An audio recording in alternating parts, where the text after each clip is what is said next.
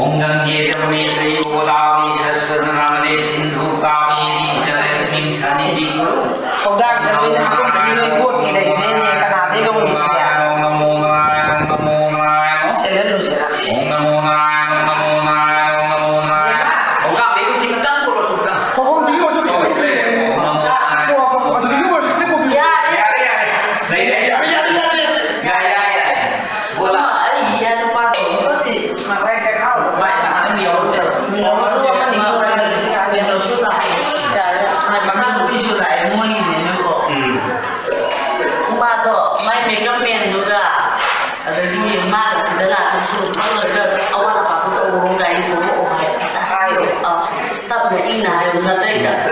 Om Mahi Sakatawa Nami Kaswa Dhyana Dhana Mandalan Bhata Om Nami Sakala Saraswati Dharma Palam Om Alam Sudara Tujaru Jalan Om Am Mitra Varma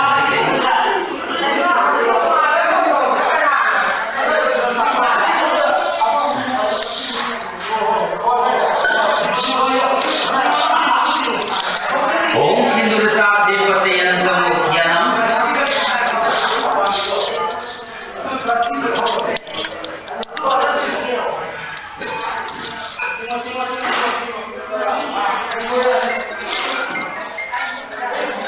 Om Sindur Sase Patayantam Mukyanam Yerena Papa Sikaram Om Pavatu Purupasu Sarvati Bhagavang Saradeva Samanvita Nimam Ratan Bhavati Sneho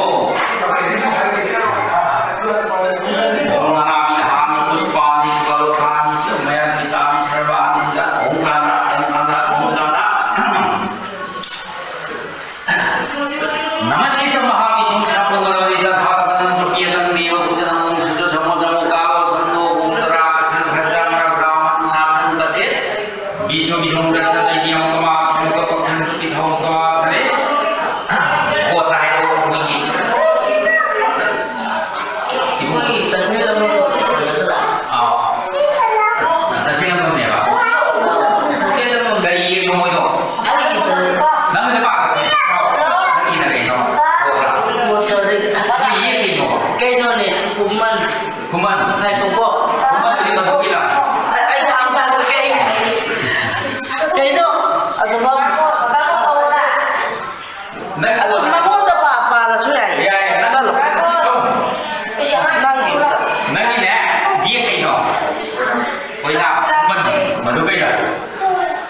Vishnu Vidham Dasataya Vishnu Vidham Dasataya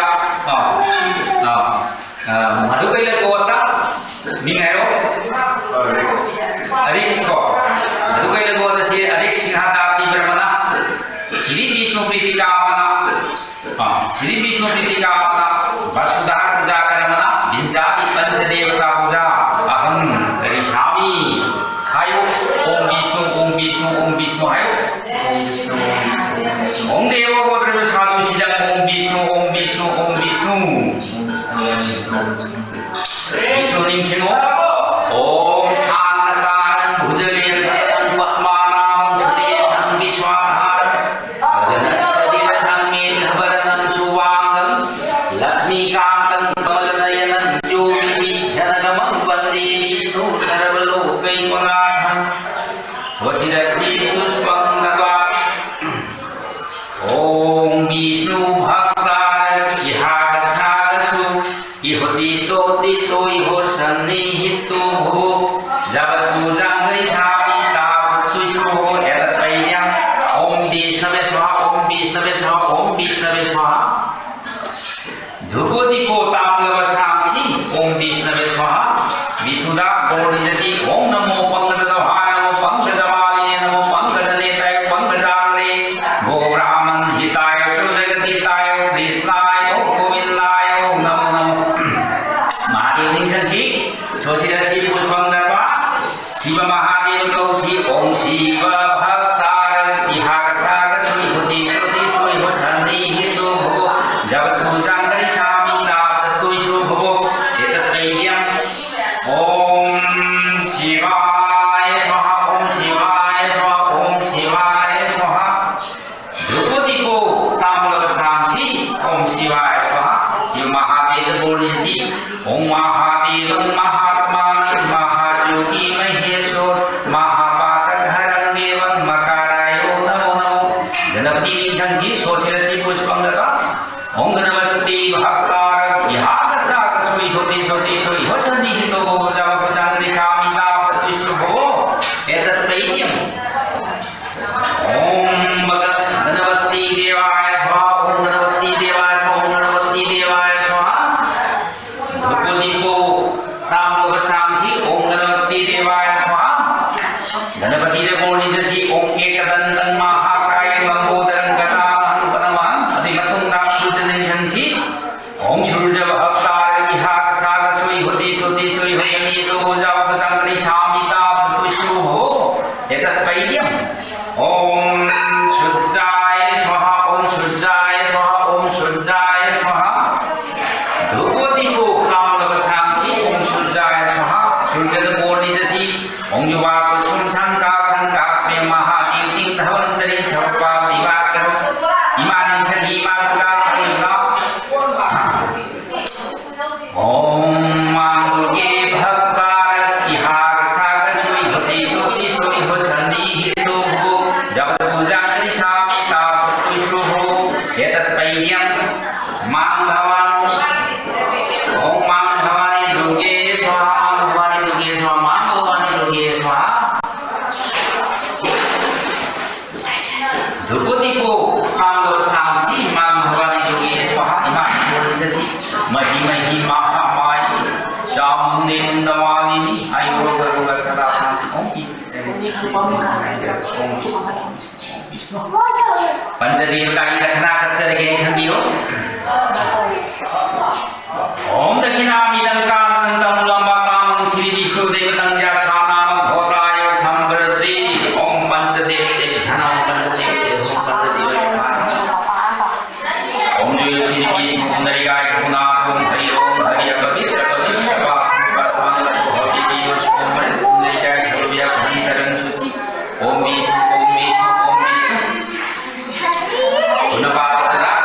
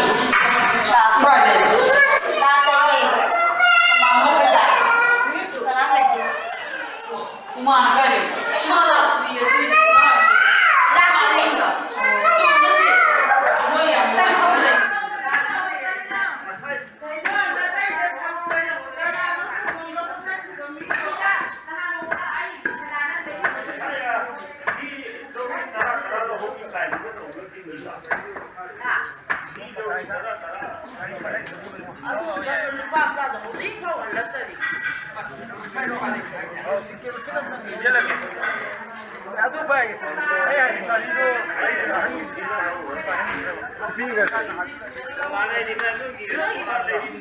दिखी गए तो समझ लो मोने खोम छोड़ देना चलो चलो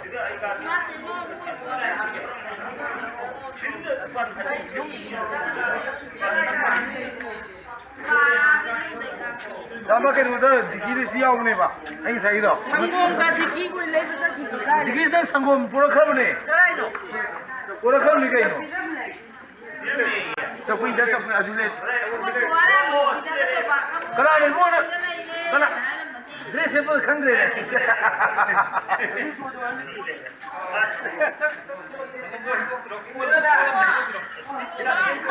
뭐 아직 통화한 게 나오는 사람이 어디 뜨거워요?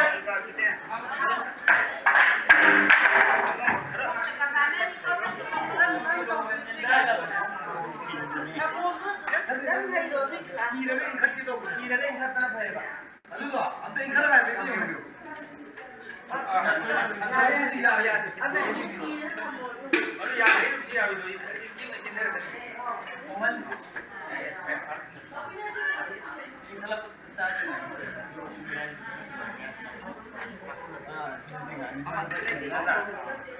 tay đi hơi chịu khổ đấy à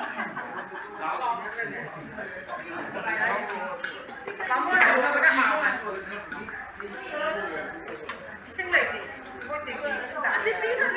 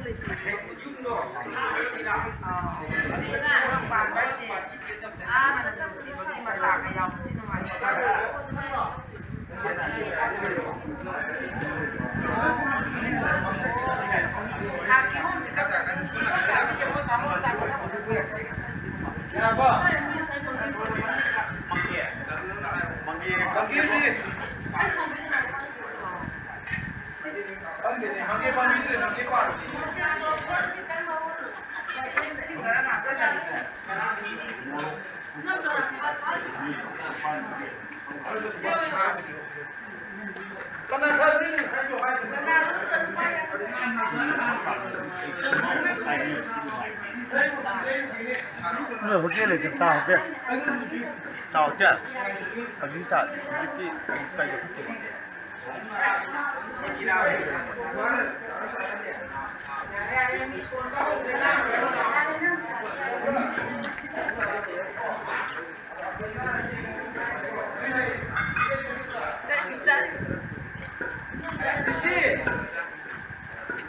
Mag-iyon ka na, ano siya? Ulo.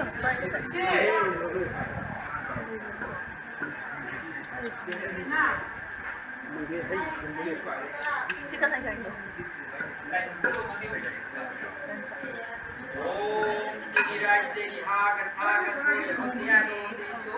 Lâu lâu mấy ai ra là cũng có dài sắc của nó qua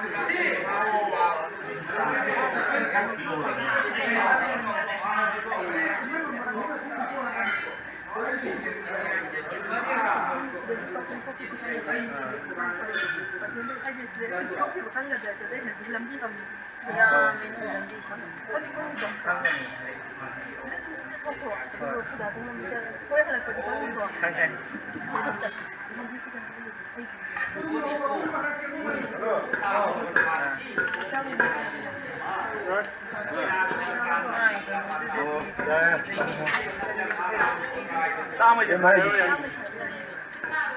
ta là trồng nhau rồi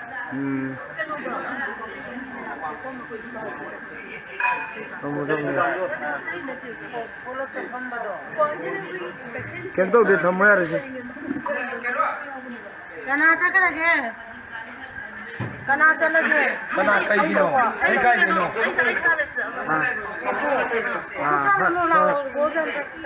कई दिनों गाड़ी में चौधरी ना दूर ना चलो ना साथ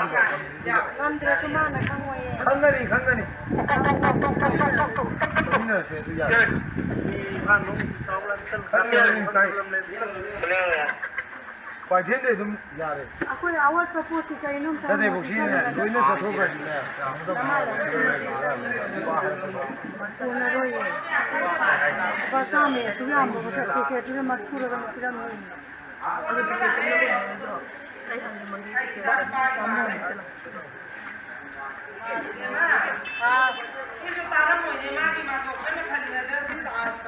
지금 이제 막판에서 시시를 이제 또 뭐야? 이 먼저 그래야 되나? 아예 쓰면서 가는 거야. 또 쓰는 거 거의 그래. 이게 어디서 아이나 그래 가면 Mama. 또 지금 마망이. đây là anh rất năng lực 이 우자 링 rồi hết rồi. 신의 종기링요. 주민 좀 먹기링. 신의 포커싱이요. 난 도움은 되면 아이 되잖아. nó sẽ âm đồng thì rồi đến ngàn sẽ nên sẽ cái tiền đề bằng ngàn của mình xin xin rồi xin rồi cô sẽ các vị sẽ còn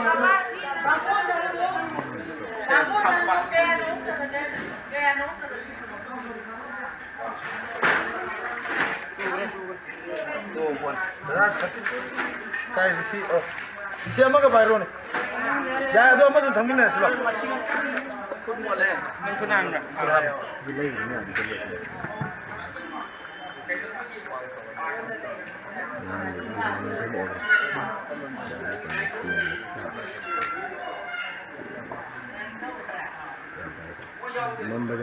ra có xin đàn, xin đàn, ta thì nó tới đi à rồi, xin một cái chân này, phun một, cái miếng ăn thằng này cái gì này, chắc xin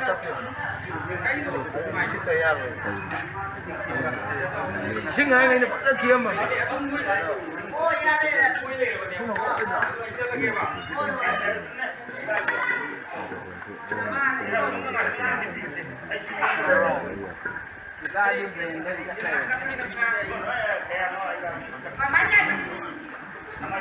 Kêu xin lâu một giấc khi vào ngang này nhiều thông quỳ người ta.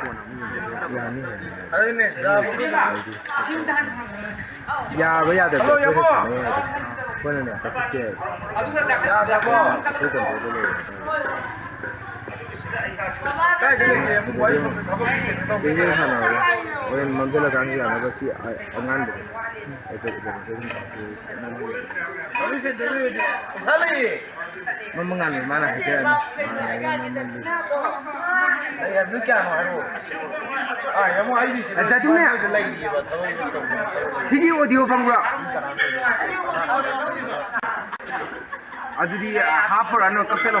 Ay chala ke.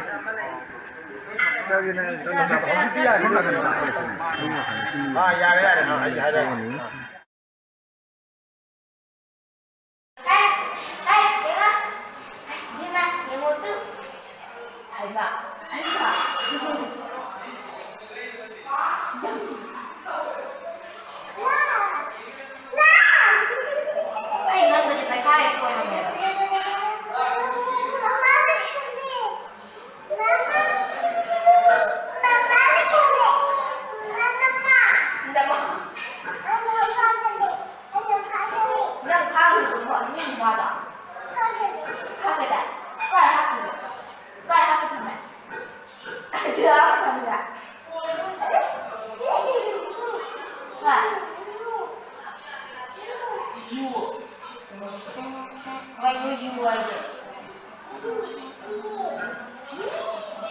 Không có người này nè.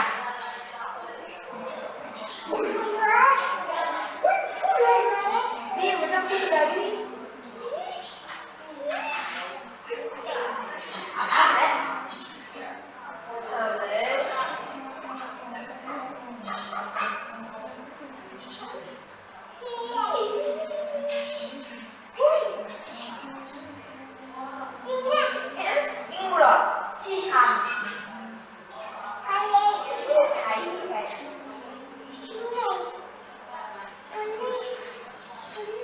tay Please take ngon nhiều for you Mama cái gì đúng không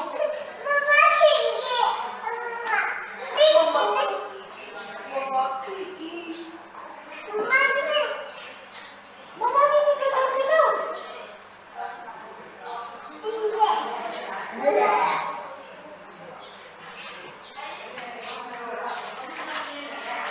Nah, lu ini coba lagi. Apa kau lagi? Kau dulu. Kau lagi. Aduh, betul, betul.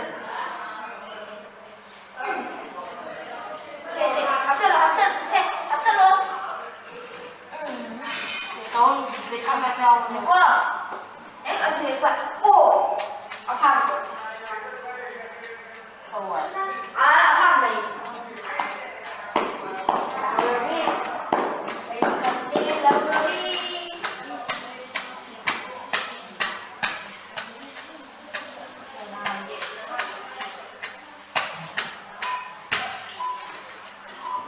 Ani mo po ate. Cái đôi này lấy đâu rồi nè. Cái lấy đâu thì cô bà cái bây giờ. Nó thì lấy ra hay là thành chân căn siêu chứ. lấy đó cô rồi mình thành bài đó Nhìn đi. Đây là sai nó là có chứ này. Anh đi. Mana? Mai tông nào? Mai tông gì đi? Đi này đấy. Đúng không xem? Adu lấy đâu cái tụ cái nó lang bi rồi đi. Adu đi mai bữa này. Adu lang bi rồi mà rồi đấy quay đầu được tham ma cái adu lang bi. Không ăn. Xem mà đi không có gì mới nó rồi tông cái này phải để mà xem. Rất là cái này. Nó thì đang là lấy rồi mà bi rồi mà.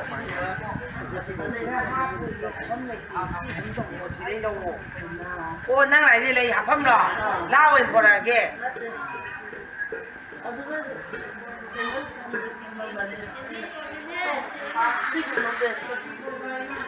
Sira, ya cái ra. Đây chị em. Cô nó nó sẽ cô nó năng phải cái bộ là anh là sĩ của bà cô làm đây mà sĩ cô lại 지금은 설탕을 너무 못했는 거야.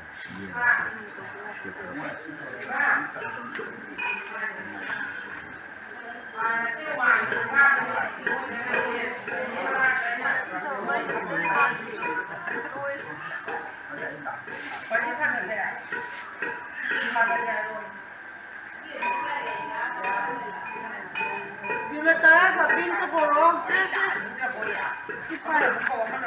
아니 요즘 놀고 다니고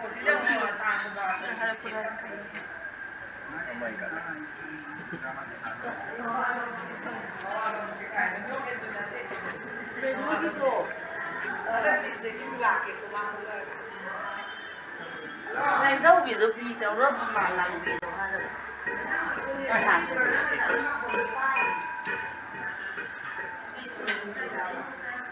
Cái gì bạn?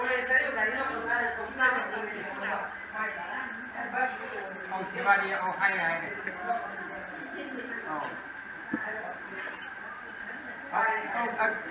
Thằng cái này là ai muốn nghe bạn? Nó đi cái nó rõ, sao nhận thì nó rõ. Ồ, vậy vậy.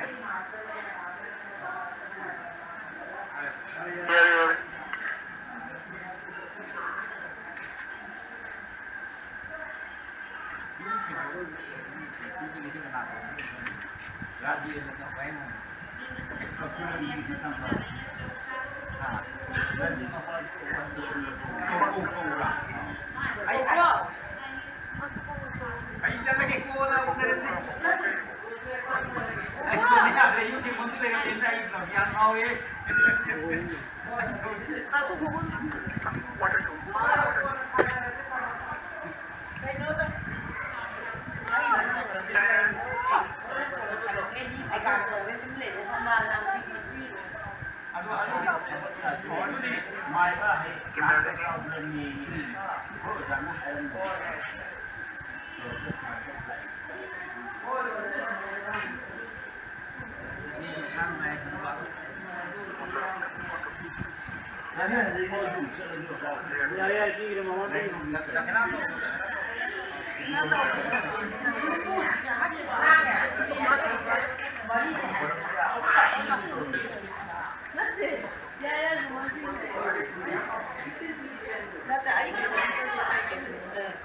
ꯑꯗꯨꯗꯤ ꯃꯃꯥ ꯀꯩꯅꯣ ꯇꯧꯕ ꯀꯩꯅꯣꯅꯦꯕ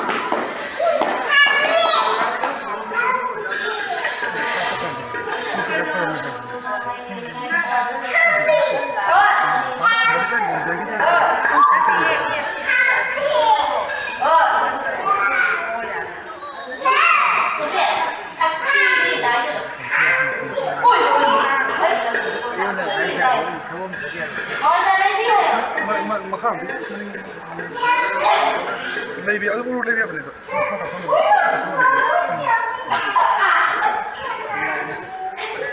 I know everyone's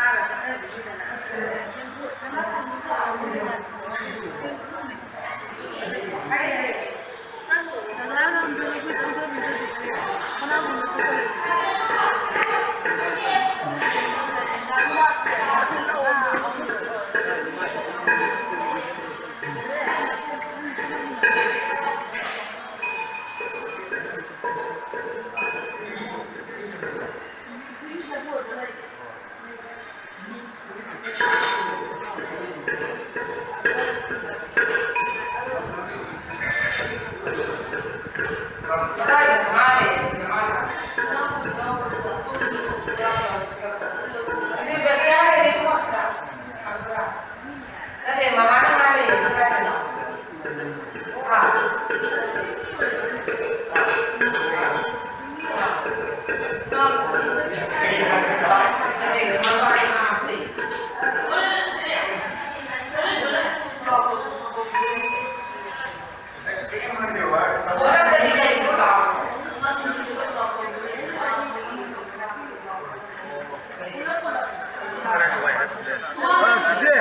Mama why?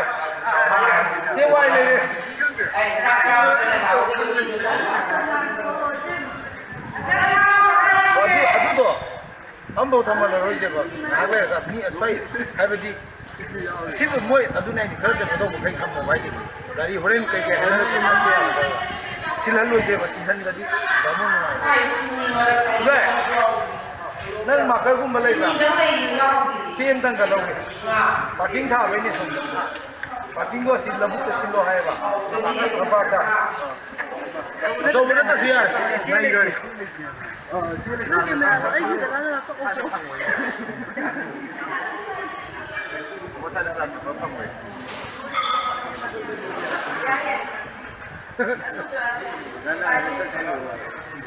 Situ ka tayo kina man. Ismana dito.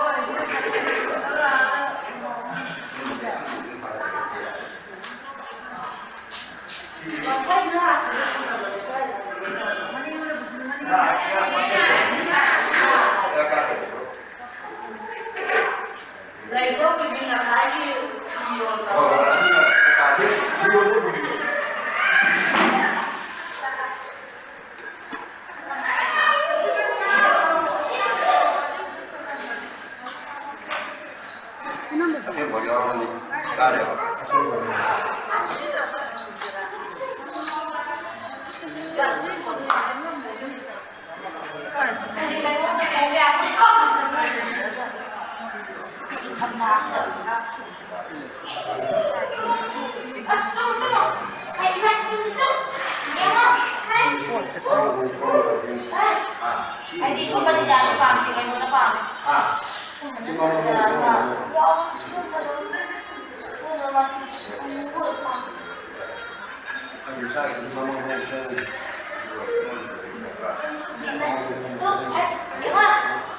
Ay, ito ba? Ay, ito ba?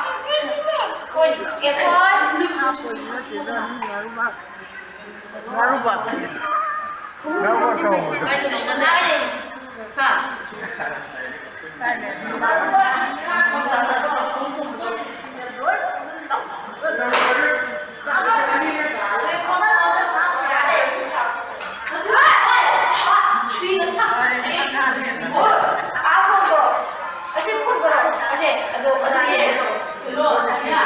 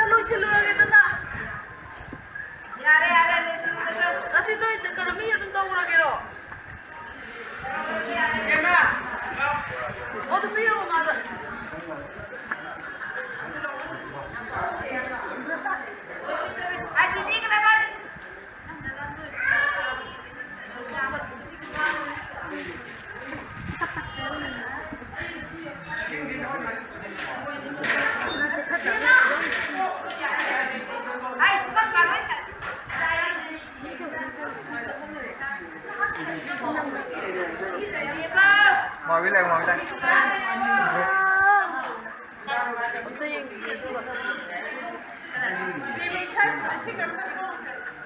나 부키는 지금 사진 안 찍어. 보이다. 제발요. 나 이거 좀 보는데 아이가 저는 수가 내가 이게 사진 또 비래. 뭐이나 스타일은 거 발레도 봐. 아이가 내가 니는. 나 필수해. 아가 이거. 자, 23 따고. 빨리. 빨리.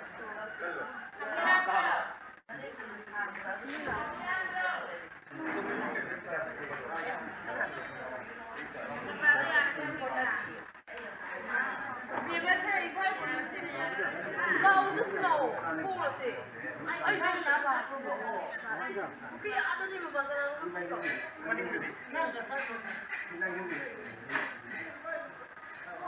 그래서. 마켓에 소개하다고.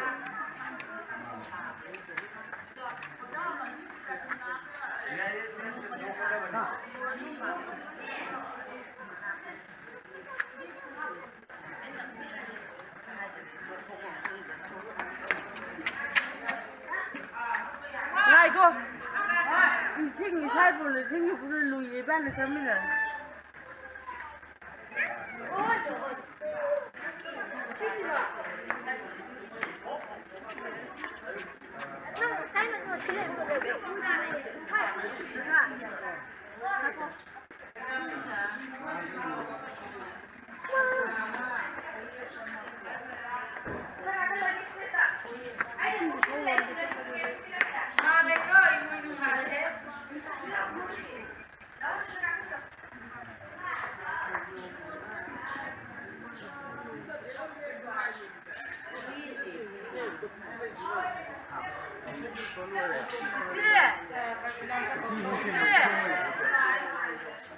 가방 놓으실래? 누가 그놓고 있는데?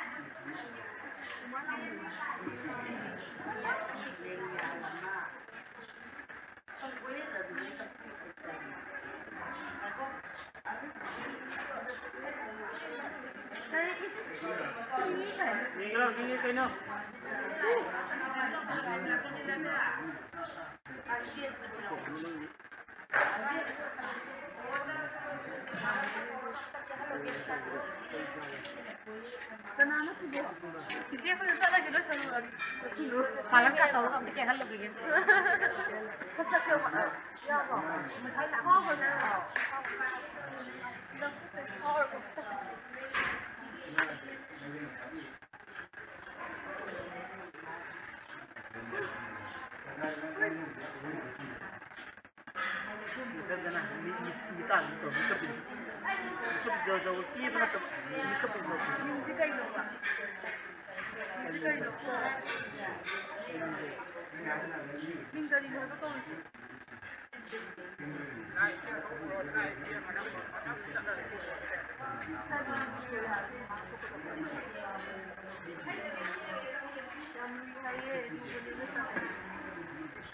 Habima, minggu kayo mantul itu.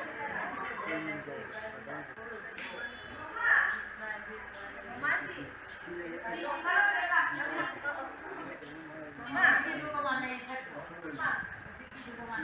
Saksi ya, hal juga. Ayo pura lakukan kenapa? Luntar itu terus apa? Mama. Lalu jangan foto. Kayak ngapain lagi? Sila yung ma, kahit ketuaan ko, sa dulo, binikolan ko. Ay, so kita tikiyo ko to kuya. Yari kilo so. Lagi tumit islang ko hore siya. Mabi. Daw. Eh, nanti mama to gudan. Umaga. Daw, kasi na yan. Ay, suwayo. Tapi suka daw ni. Nanti ba? Mama to ulit ba? Pero solo sila ko. Ang sloge. Ay, di naman. Tapos.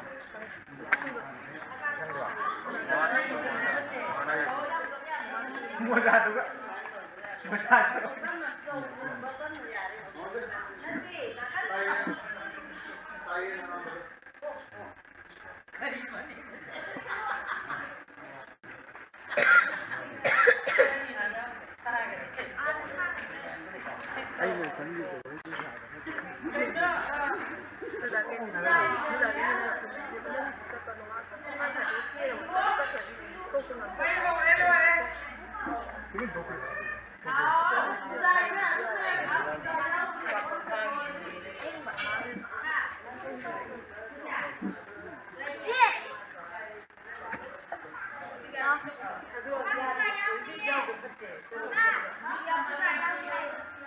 Nangi, nalang kanin ko ron dito siya luto.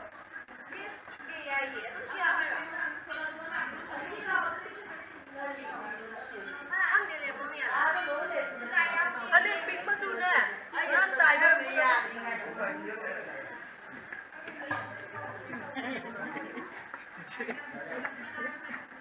Kami pun tu. Oh ni nanti. Kamu lain kan? Ay, saya dah dulu dia nak berumur tu orang tu itu.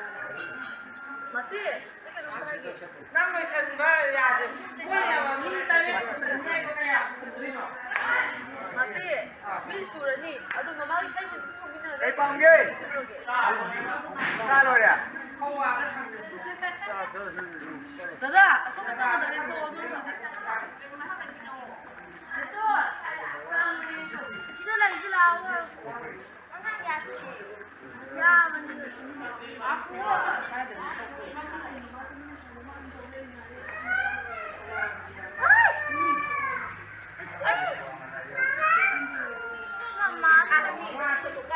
Hah? Hah?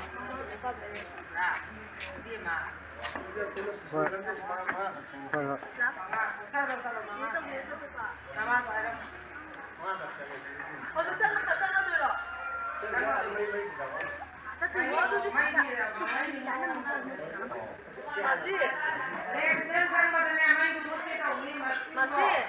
Aku pada hak berada itu kita ingat betul betul masih nak orang mana? Masih. Tuh, mengatur dia tuh dulu kok. Kita urus dulu lah. Ya. Masih yang berdiam. Apa ni lah? Dah lah, aku ini berdiam tuh di mana? Dah aku. Ini masih tahu.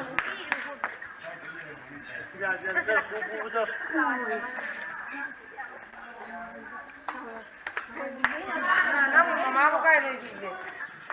Ah. Qua mà lúc mà nó đi về cái đồ rồi thì bao thì đi nữa chắc thì tao ấy thì tao đi xí lớn là kì Thì lại cái phụ già cái mà sẵn gì tàu đấy mà sao nó phi à? tao là tôi ngay làm vấn đề anh sao cái vấn đề này nó cái nó là ô Sania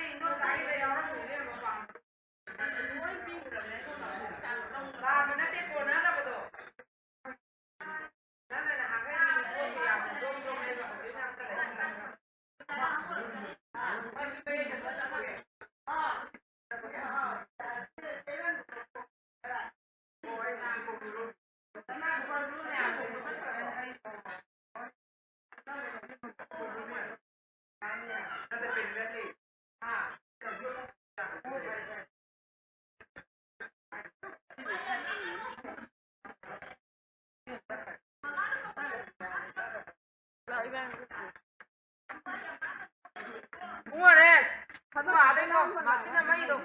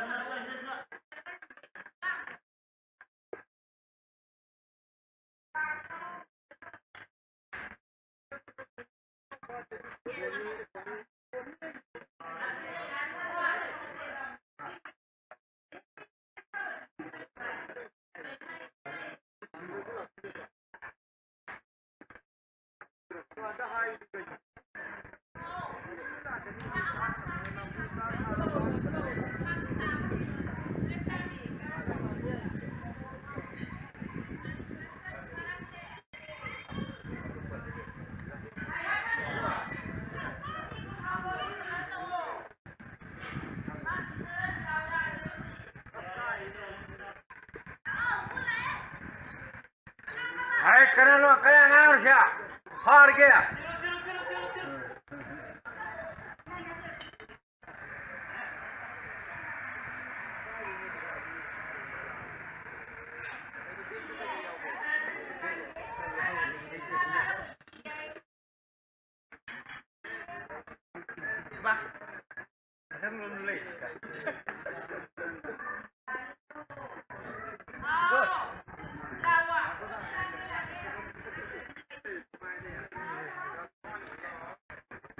Omega. Nah, bis mana buka lakukan? Ang daw ka ba? Pwede siya. Dahil dito, ay yung ating naisang kapo sa pwede. Program na ito.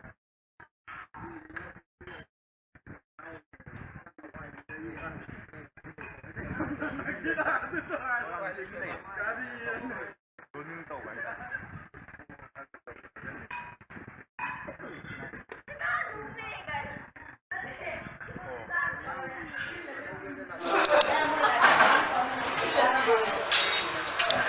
Abo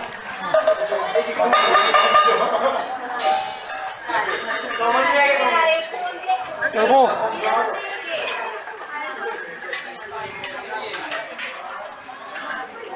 Abo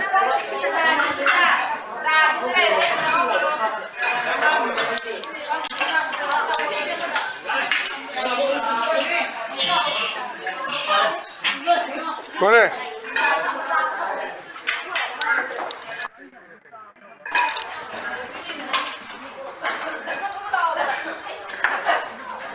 Pasada por mí. Sí, pasada por mí.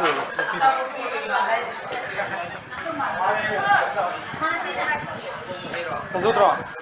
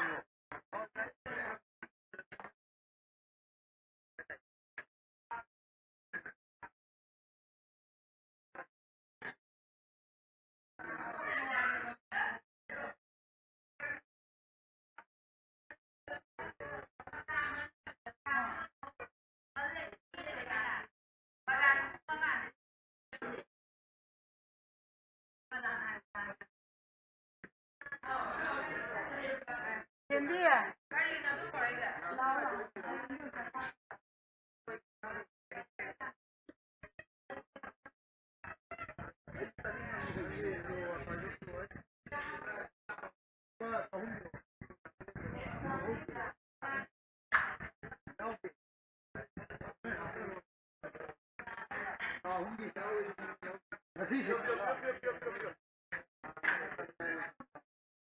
Masih kainom ta hangge kay jaaragadi ko juta lagal Saan mo yari?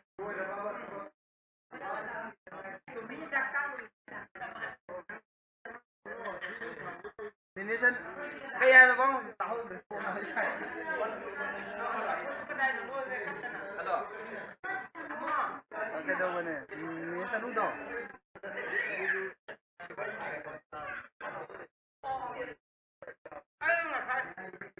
Thôi. Thôi. Nang sa loya yung lang. Ha diba Lak minero. karama mo ngayon punta mo to tasal Kayo no kaya mo ngang gila. ngangi daw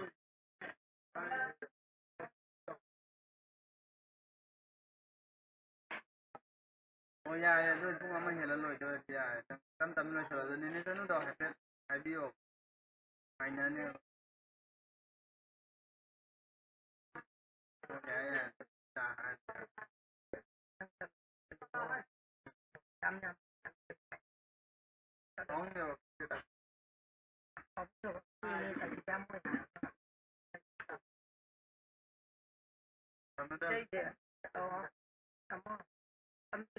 Kayo na daw. Angang ko kung amagi. Hoy. Kung amagi ora ka din ya. Kung amagi ora ka din ang akang sa lagangang kung kilo ya stress to bides ko kayo kung hang da da. Ado na pare sa lo nang lo sa lo mong dola au kung amaya mo ali.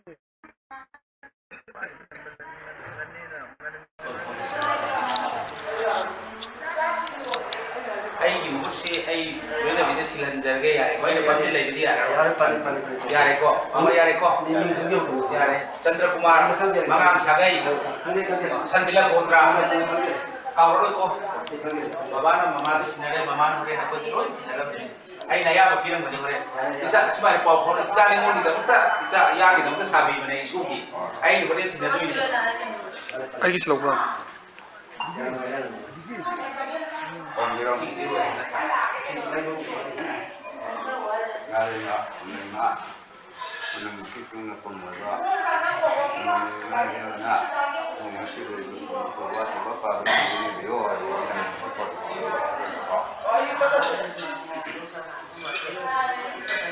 Ay, muy lo pronto tú lo juegas la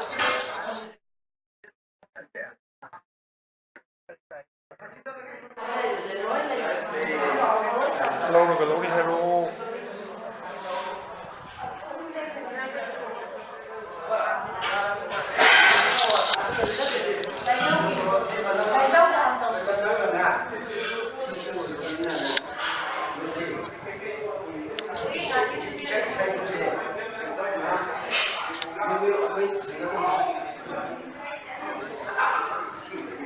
Papan kilo kalau masalah kerap nih 8 kilo.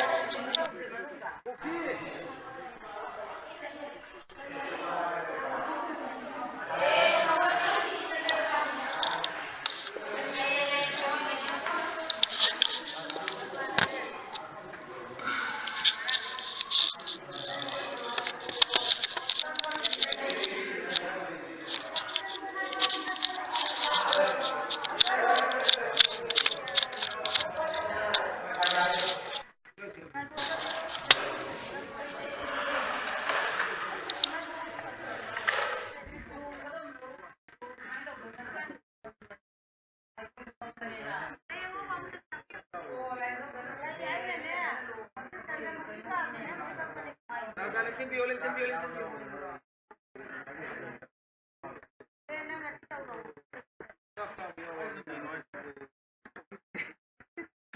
ꯁꯤ ꯂꯥꯛꯑꯣꯗꯅ ꯑꯩ ꯀꯩꯅꯣꯝ ꯍꯥꯏꯒꯦ ꯑꯩꯅ ꯀꯛꯆꯤꯡ ꯑꯃ ꯂꯣꯏ ꯀꯛꯏꯗꯣ ꯅꯪ ꯑꯁꯤꯗꯤ ꯅꯠꯇꯦ ꯉꯥꯏꯈꯣ ꯑꯁꯤ ꯃꯤ ꯊꯕꯛ ꯀꯔꯤꯒꯤꯅꯣ ꯅꯪꯅ ꯋꯥꯔꯤ ꯁꯥꯒꯦ ꯇꯧꯕ ꯑꯩ ꯒ꯭ꯌꯥꯟ ꯇꯥꯔꯦ ꯅꯠꯇꯦ ꯑꯩꯅ ꯀꯛꯏꯁꯦ ꯑꯗꯨ ꯉꯥ ꯍꯥꯏꯌꯦꯕ ꯂꯥꯛꯇꯕꯒꯤ ꯐꯥꯎꯅꯕ ꯑꯩ ꯊꯕꯛꯁꯦ ꯃꯣꯏꯅ ꯄꯥꯒꯅꯤ ꯑꯃꯣꯅ ꯄꯤꯖꯅꯤꯡꯕ ꯑꯩꯅ ꯇꯧꯔꯤꯕ ꯖꯟꯖ ꯃꯌꯥꯝꯁꯦ ꯄꯤꯖꯅꯤꯡꯕ ꯀꯔꯤꯒꯤꯅꯣ ꯑꯗꯨꯝꯅ ꯅꯪꯅ ꯏꯅꯥꯎꯗ ꯅꯪ ꯑꯩ ꯇꯧꯔꯤꯁꯤ ꯑꯦ ꯑꯗꯨ ꯅꯪ ꯁꯤ ꯂꯥꯎ ꯁꯤ ꯂꯥꯎ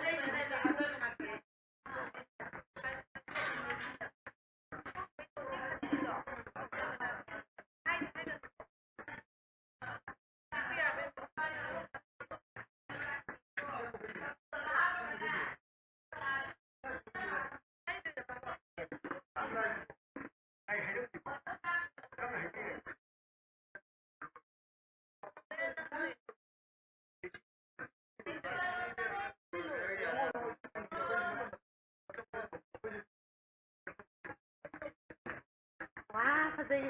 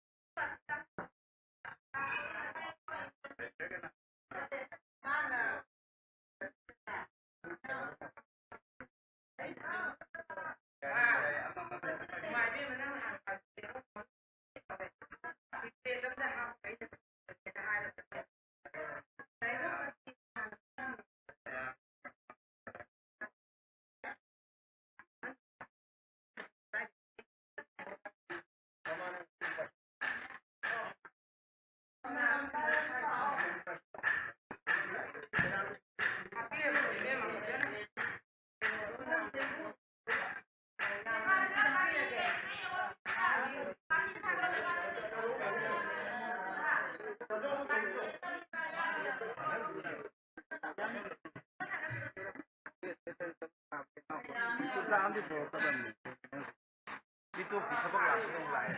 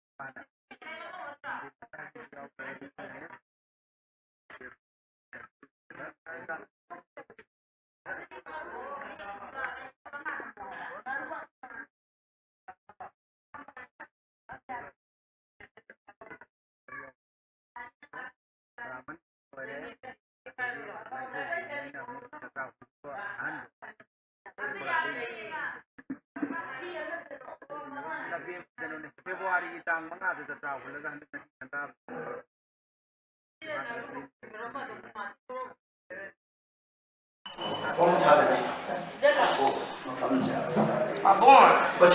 지금 호세 시기다 이거 뭐야? 너 탐내니.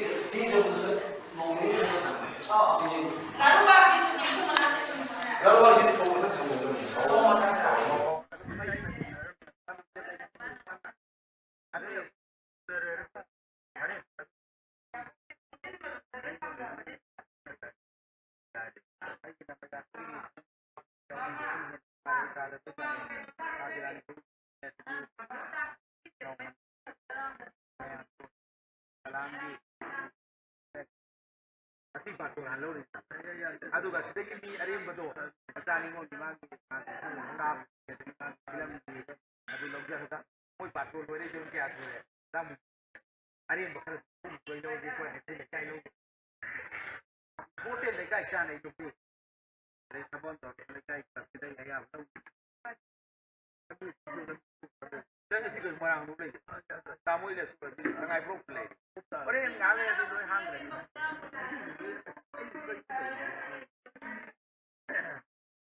wah pakta ada pakta dari situ pakta lo sama loko hai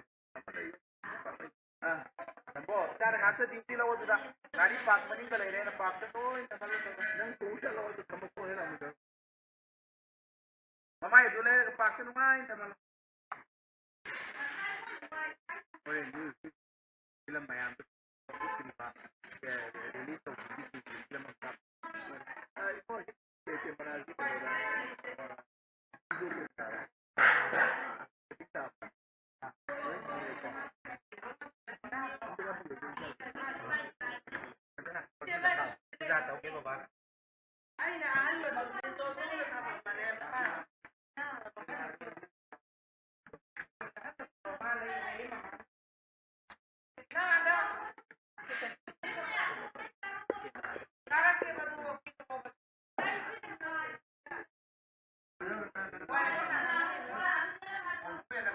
lambi kamu gate na silay graba masih safam se kok sing aw gidra koi na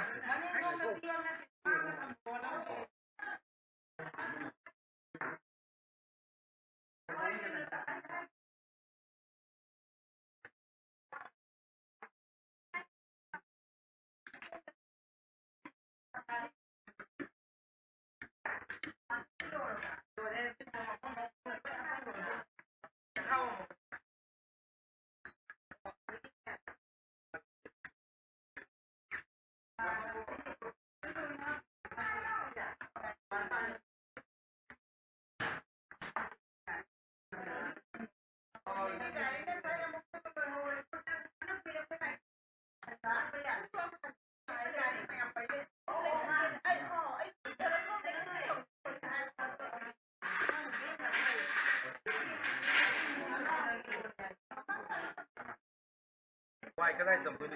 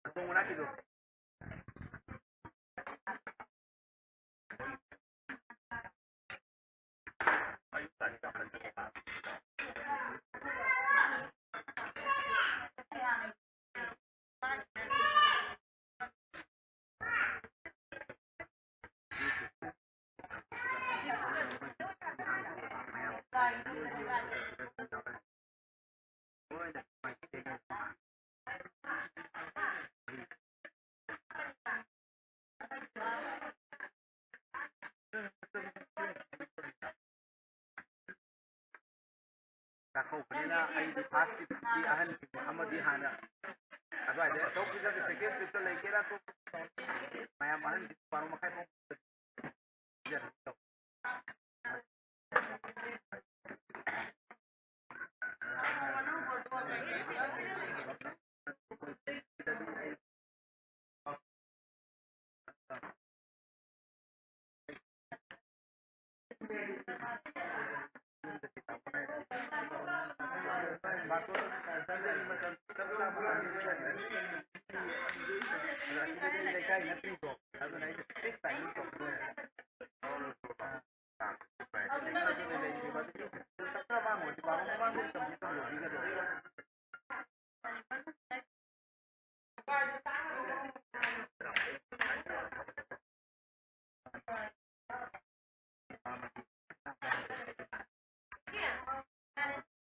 lấy cái chi mi phong lạc phải gì cái gì đấy em mà làm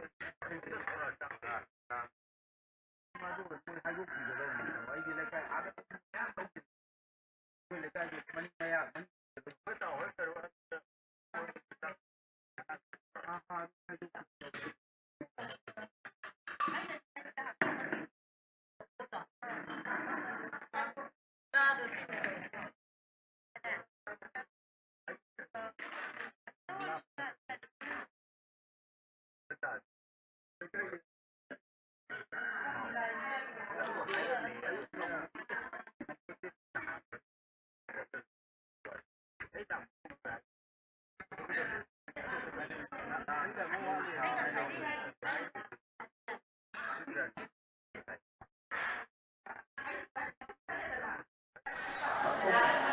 si kalangan dito yang mata ternyata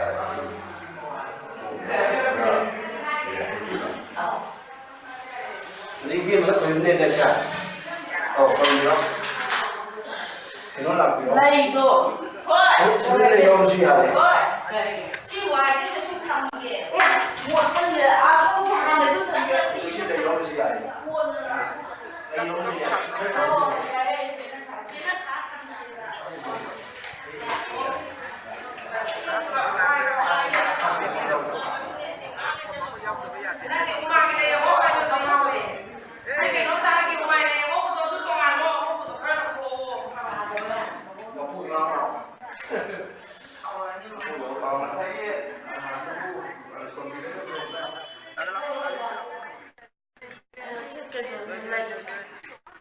Sendai boleh ke tu sudah ni?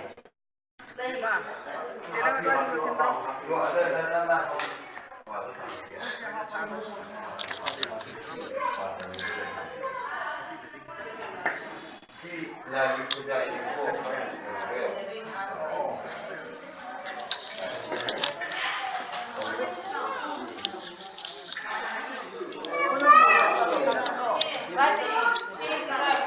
Kan là mọi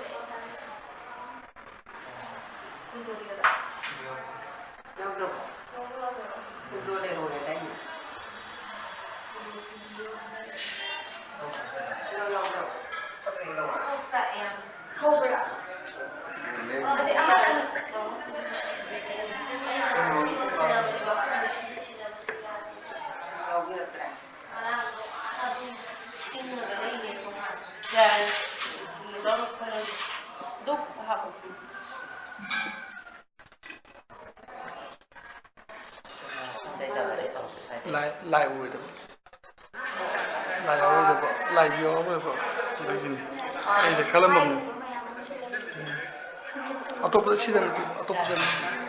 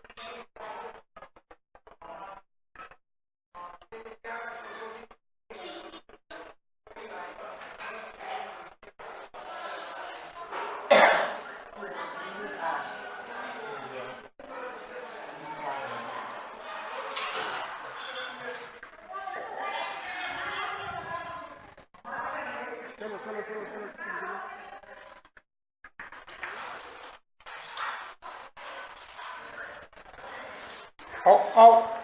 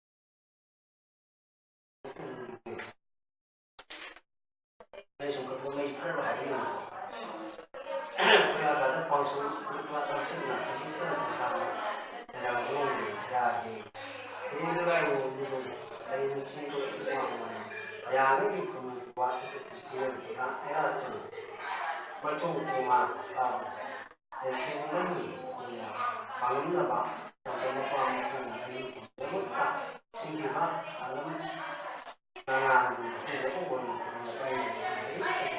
đúng không để mua là hàng thì đấy rồi mà là làm xem cái cuộc sống là mà bắt đầu mà phải đi để cho nó được cái gì cũng là bây giờ những cái của mình là sản phẩm của mình là nên cuộc sống này cũng cuộc sống này chúng ta thành là mình của mình chúng ta mình thấy được mình cho nên khá là nhiều cô hàng đó các bạn sẽ còn lại những cái của mình là và mai có phần là mà hay quá làm cái này sẽ sinh ra là những cái và đại biểu này của mình sẽ lên xã hội và quốc gia này một phần ba còn hàng sẽ không bị cùng thêm vấn đề thành được quốc gia này sản phẩm đó là sản phẩm gì thôi ấy bố anh tôi sản phẩm của mình là ba cái nào học của mình ba sản phẩm của mình là ba cái hai và còn là số không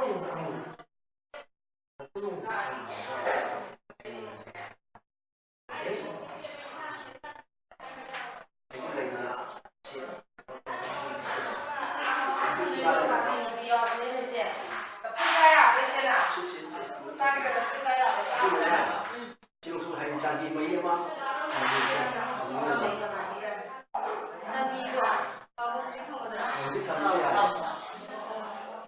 không chịu.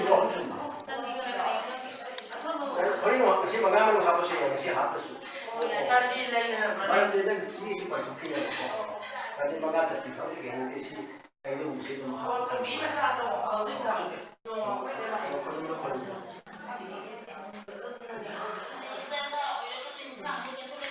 anh nhìn một cái của bạn mình theo là sang cái này theo bạn của mà xin đi ăn cái số là cái gì đây số cũng xin ra cái này mà lên xin đi một số các giàu nhà được thành ra ta sử dụng trên cái là thành để đi được làm một số cái luôn rất là không sao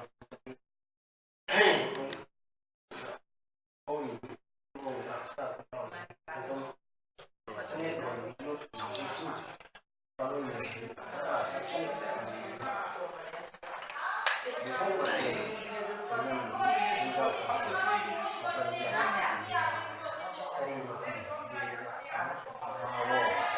mana masalah su tetap saya ini saya masa masuk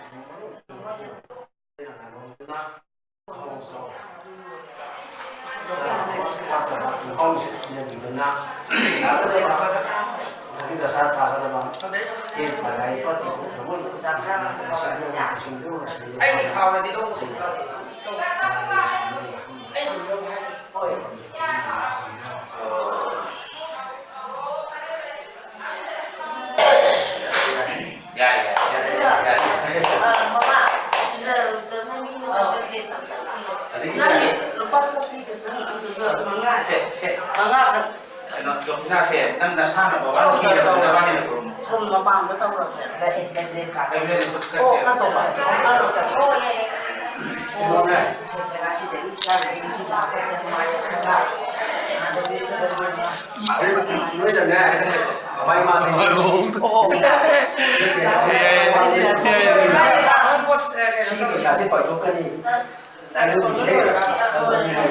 Jadi macam ni mana saya Saya kan ada mungkin 6 atau 3 tahun. Saya bapak saya bin. Jadi saya mau Kalau apa yang nama saya tahu. Ai tak kalau mesti mesti. Jadi belum cukup. Jangan macam ni lagi. Mana? Awalnya apa? Jangan saya sudah 다시 사전에만 오시 사사는 이거다 거기서 돈이 있다가 받는 거 이거 하나 이거 한국에 보시면 참 좋은데요. 아니 내가 뭐 직접 하는데 이거 시합 한번 빨리 야야야 Tapi menurut saya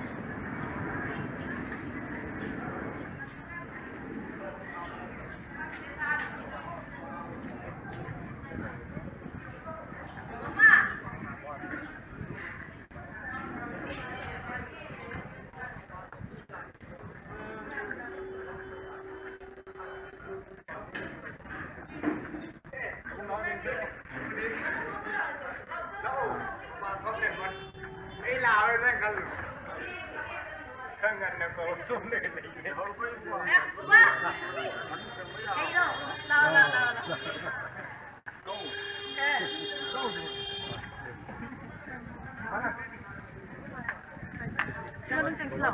Ha, balik juga. Jangan. Ya. Sino kita?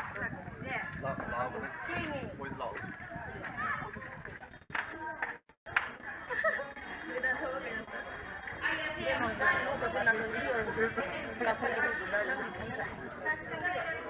Mana? Nah, isi mahadi itu kumere kok. Oh.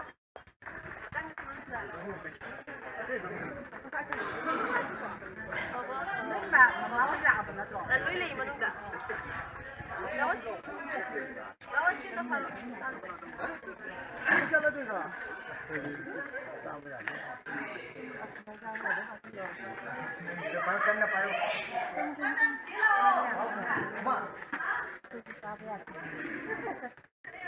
kalau cái đi nữa đây cả cùng quen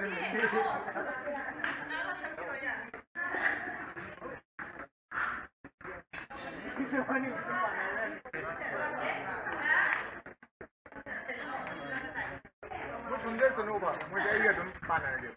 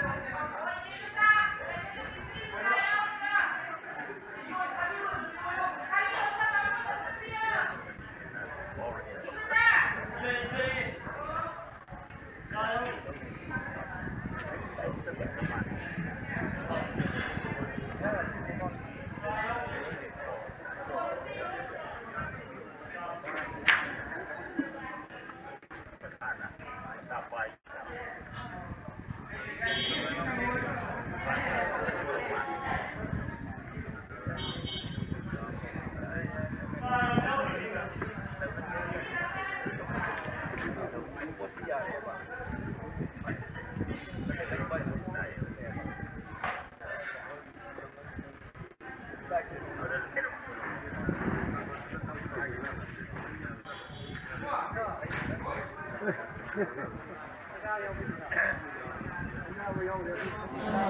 าไม่ใช่ไหมได้ไปเลยในโทรศัพท์มีในเครื่องในโทรเลยโทรในรู้จักเองต่อไปเอาถึงมาสู้ลงดิ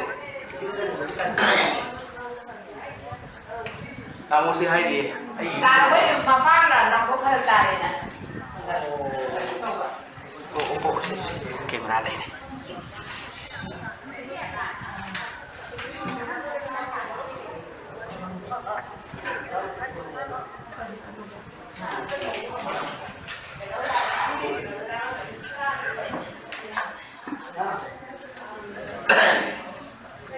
Hello, reaksi mama tu berapa sampai?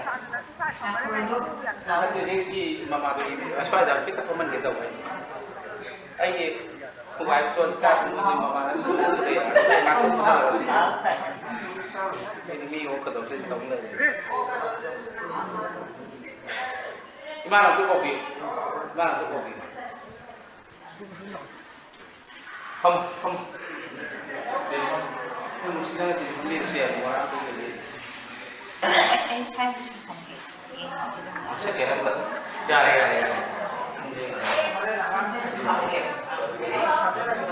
Dan nanti terakhir saya baru pernah jalan dah. Ini sudah saya cerita. Ya ini.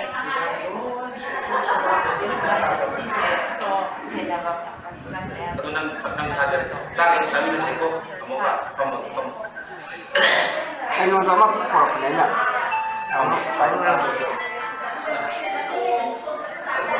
Baikku, yung macam apa? Yung jauh dari yung big mana apa?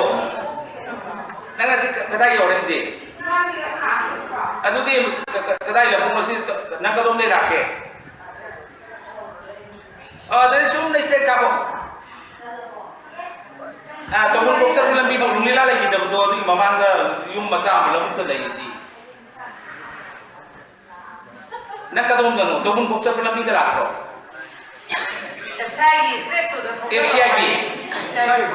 FCI gudang ni nak kalau sangai pro kabui kunjung tinggal dan FCI dia, maka akan ada cuma state sangat tunggu kau cakap.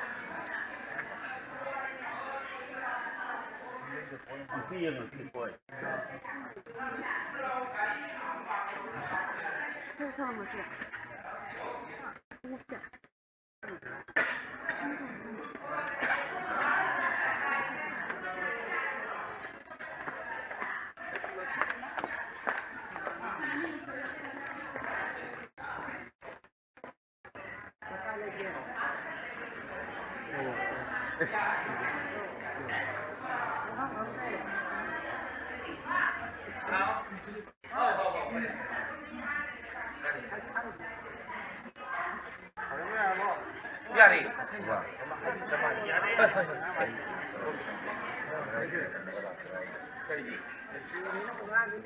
Ibu mesti. Yari. Kau ini yari.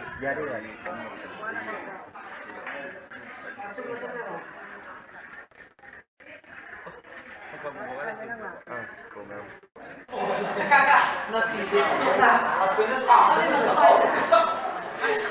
Gak ada masalah. Ini kan, ini kau halus ya. Nama ini kayak apa ya? Ini kayak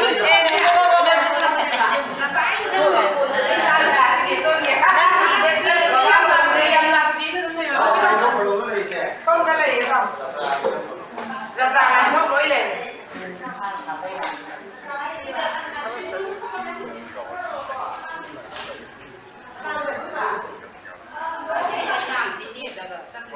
Aku gini ini sih, ada yang kita, sih, sampai itu dia, nanti, kondo ini,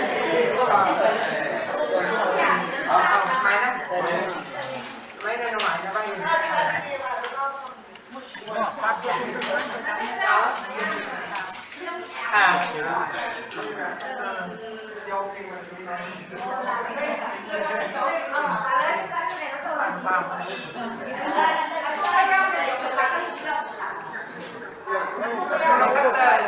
Buka sekolah ini. Apa lah? Apa yang salah? Ada.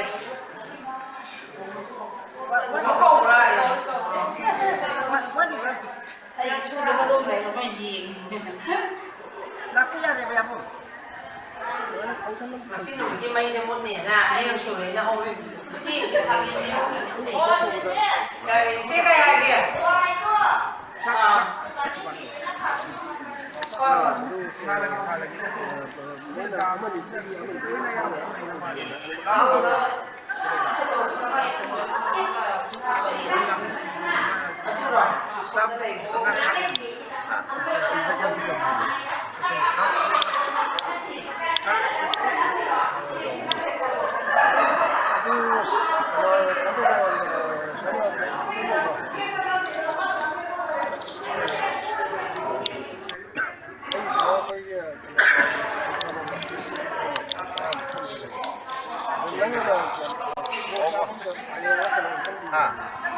Jaga kong mo ay tanay.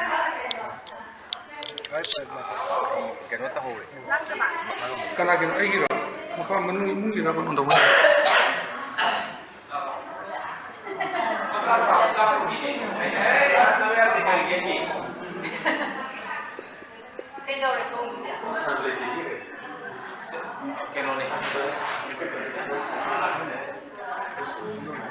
Nang kamu diskusi na susah. Dia dah tiada tengah sini. Kamu pilih ni kalau. Jaya, saya ni mak dia. Ini dia harus semua pilih ni. Mungkin sudah serah.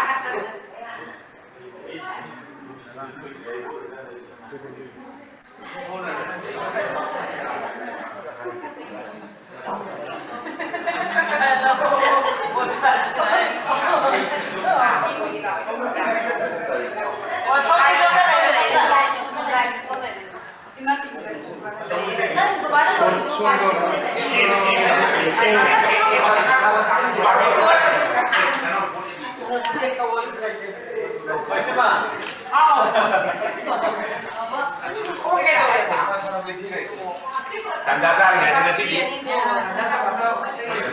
Cari apa? Ini pilih sentuh di berikut.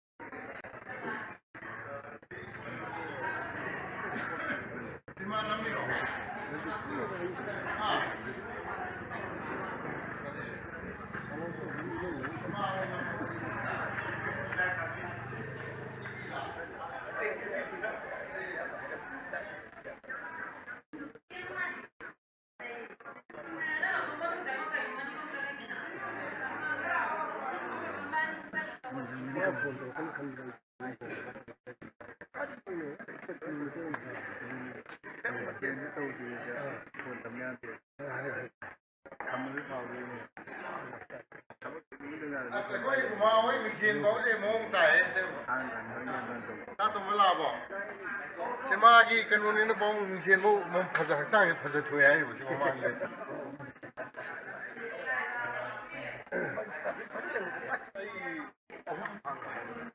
ꯑꯗꯨ ꯀꯨꯏꯅ ꯆꯠꯂꯨꯕ ꯑꯗꯨ ꯈꯥꯒꯦꯝꯄꯜꯂꯤ ꯂꯥꯟꯊꯣꯛꯑꯒ ꯑꯁ ꯍꯜꯂꯛꯄꯁꯤꯗ ꯍꯔꯦ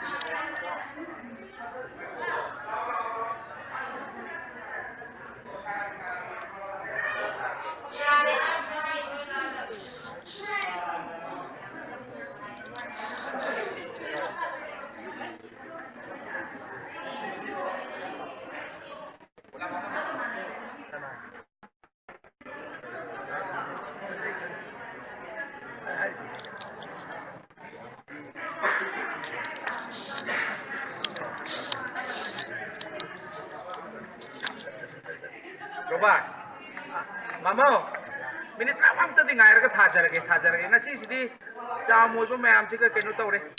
What you are to happen? Minute I'm mountain the target target. I am. Can't say all.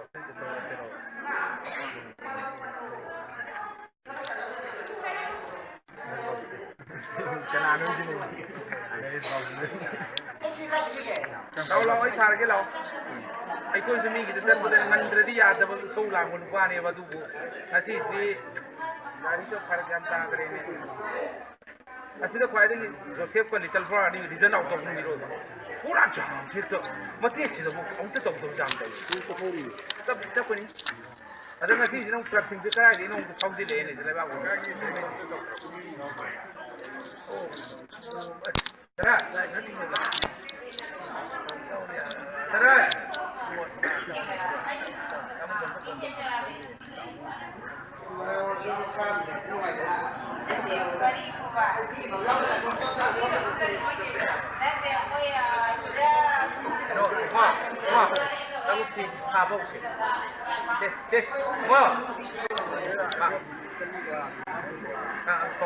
Mama do sabu thara hai aadhe har thokri do wai te se bala ga sabu thara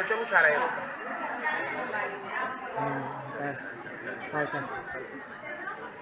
nate aadhe han do chal ka ek thara lo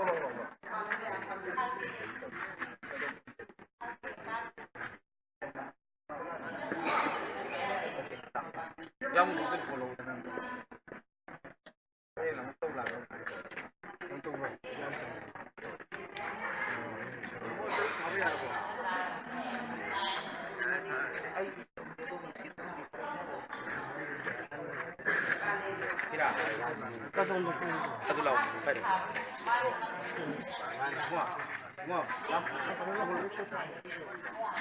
Dex, nang kada ya gadra. Nang kada. Ha. Nang nasi misi tadi. Farsi. Bunga, ai gam chau, ai ga dai thai.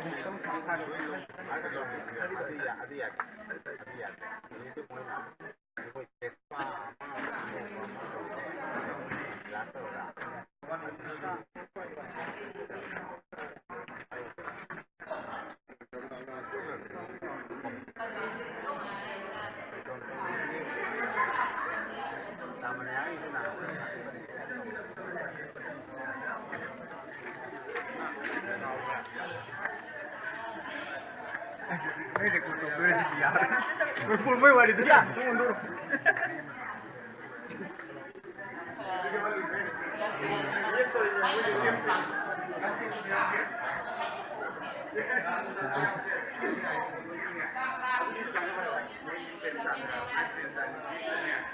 Ya, betul.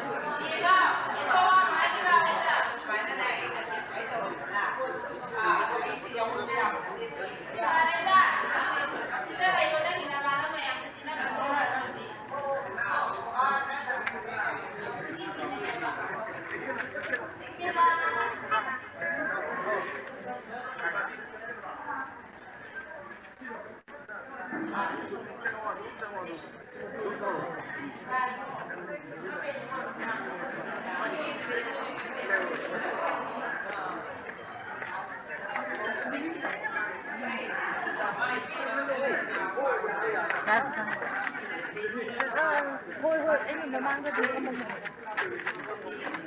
chắc có tí nữa tiền hai tí chắc rồi yan tôi đâu được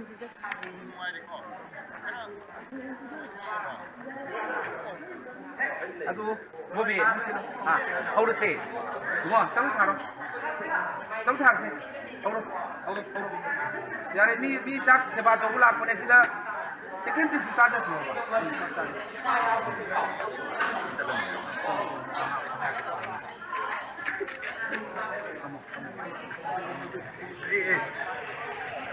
Thằng hống thì ông bà ba rồi, thằng đi bà vai này.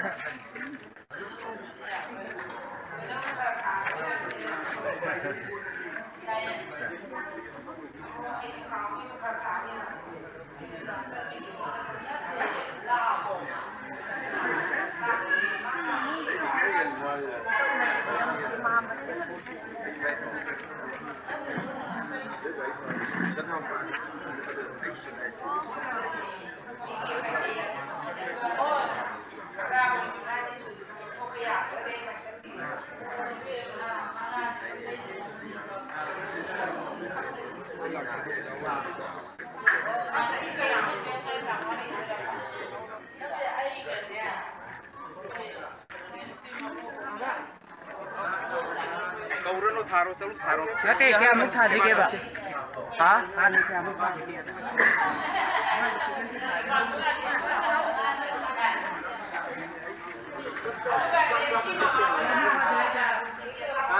थारो ने सब क्या ना ticket नहीं दे यार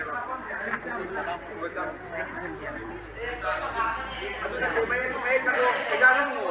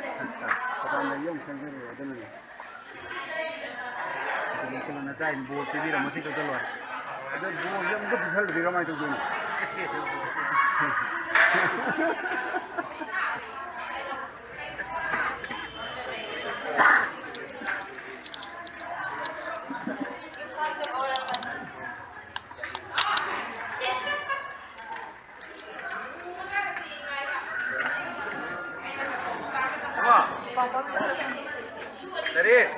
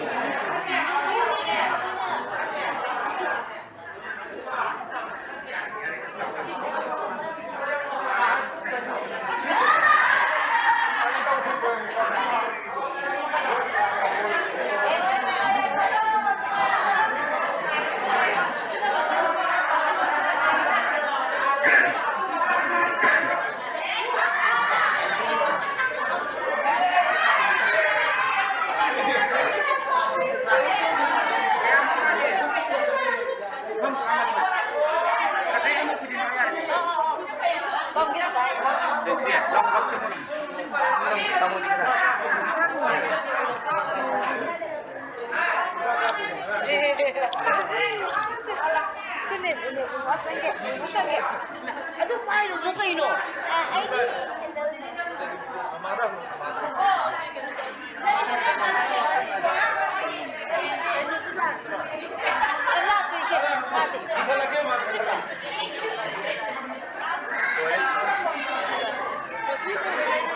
ꯑꯩ ꯉꯟꯕ ꯄꯥꯝꯗꯕꯩꯁꯦ ꯁꯤꯒꯨꯝꯕ ꯊꯕꯛꯁꯤꯗꯤ ꯅꯍꯥꯟꯁꯨ ꯇꯥꯃꯣꯅ ꯅꯪꯗꯤ 12 ꯃꯈꯥꯏ ꯆꯥꯛ ꯆꯥꯕ ꯅꯪ ꯀꯔꯤ ꯉꯁꯤꯗꯤ ꯍꯥꯏꯕ ꯀꯥꯏꯕ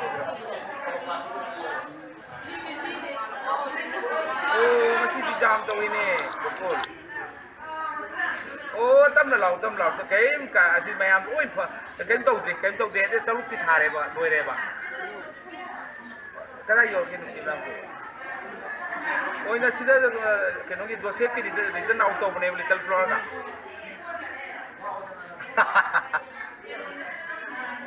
ꯑꯣ ꯂꯥꯛꯑꯣ ꯇꯞꯅ ꯂꯥꯛꯑꯣ ꯃꯣꯏꯒꯤ ꯇꯞꯅ ꯀꯣꯝꯃꯔꯅꯤ ꯈꯔ ꯀꯣꯝꯃꯔꯅꯤ ꯂꯥꯛꯑꯣ ꯇꯥꯃꯣ ꯀꯩꯅꯣ ꯇꯧꯕꯤꯔꯣ ꯗꯗꯥ ꯂꯩꯁꯤꯜꯂꯣ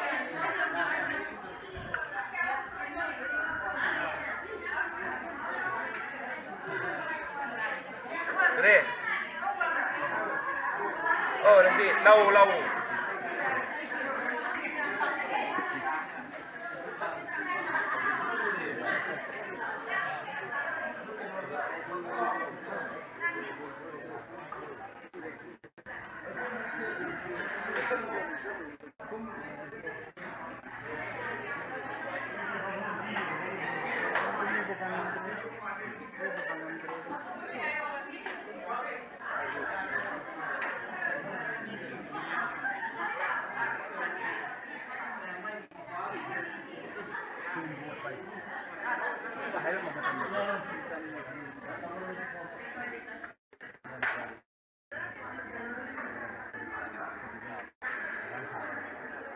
이런 너무하는 시동을 나서 내가 셈 나서 내가 셈 이거 뭐 많이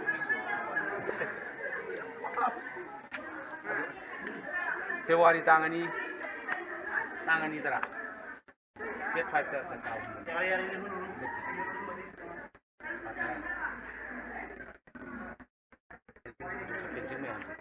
Babae asum nakal tamu si offline mungkin. Ada gimana?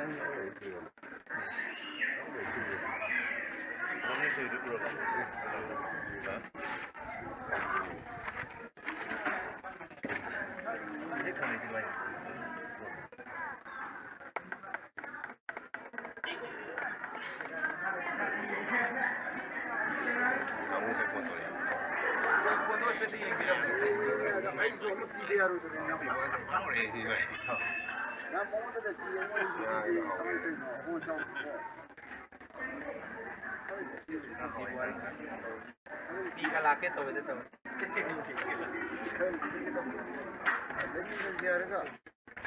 Kan lo, lengkap sih gini. Yang berarti impal dari sulap tak pak. Bila di satu form kain hai pada wakilan dah satu form hai pak. Lengkap sih lagi bu community sih. Tak mesti pak. Wah di mingguan dalam henbat tu henbat sulai tu mesti banget tu itu. Ayah sih, tak mesti pak. Sama hidup sih mana. Kumpulan di itu.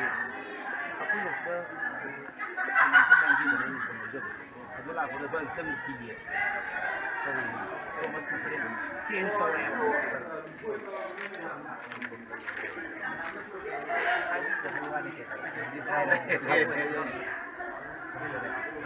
Aku ikut itu rumah kita. Mana satu? Di mana bapa lah ini dah itu. Ai buku orang ni. Ini si buku orang ni dah. Wan.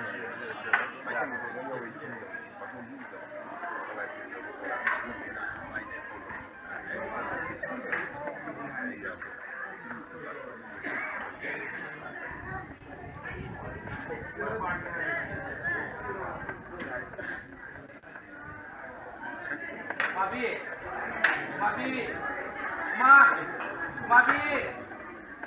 Baba lagi. Baba lagi.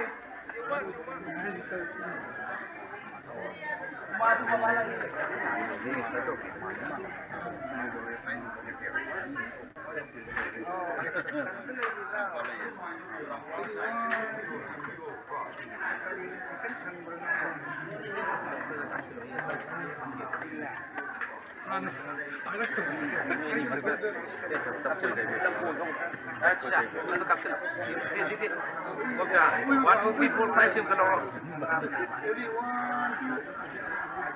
हम से तो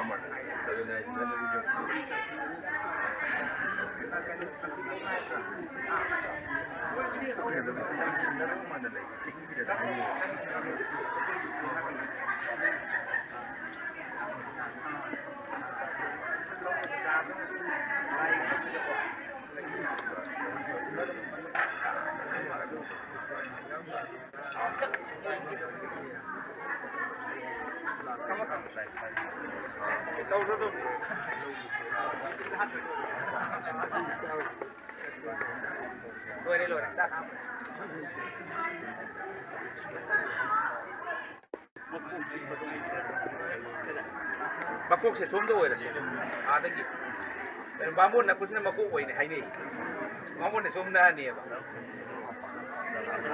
aside wo se adu de dewo la se na bamun ne change se no change ra no mare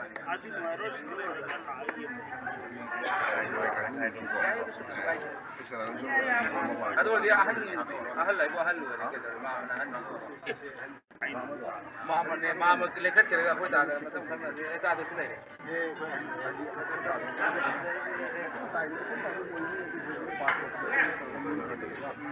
ngô ngô đang thúc lâu lâu lâu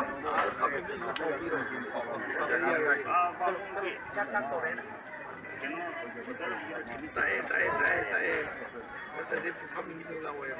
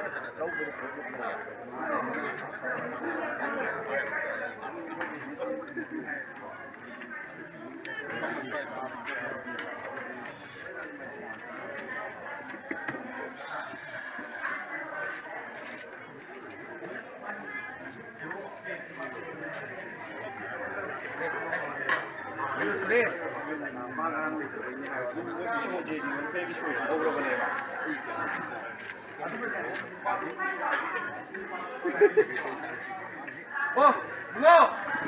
Sudah selalu si kau jelas.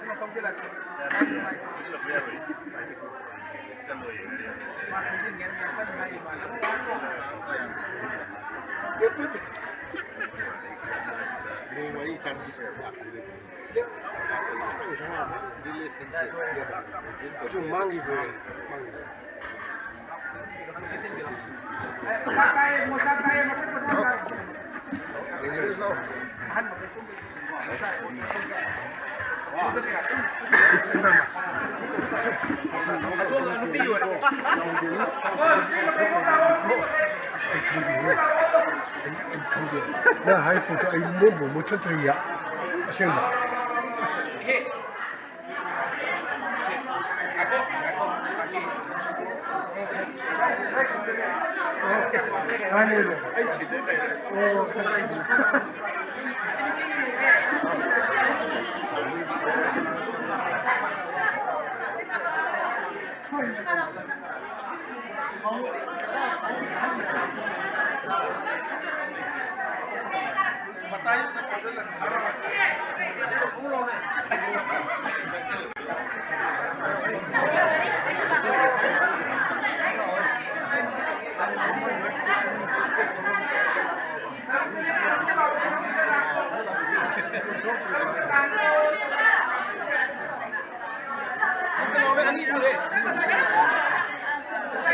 ？Semua Suresh, mayang goro Suresh.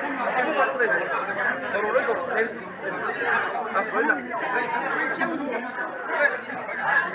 Lah. Kamu jelo.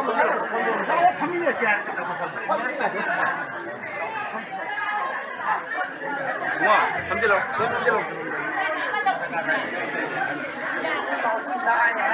kamu kita selo lau nanti ini me sang kubur selo lau Simon lau nak kuih dia bawa lau tu ya lau bukan lau selo lau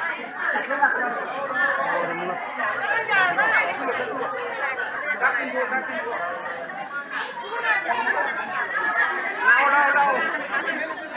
yang menjadi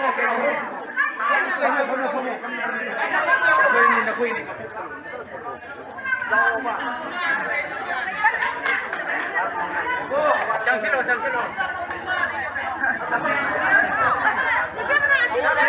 dulu ini.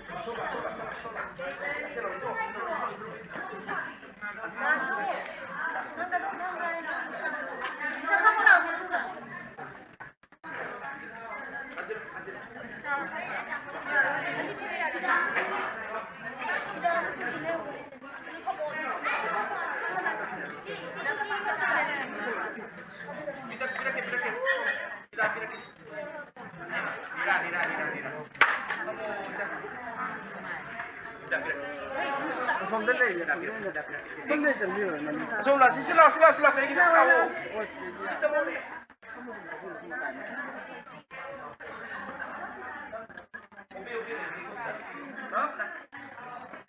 Ani dah tahu kan tu ya.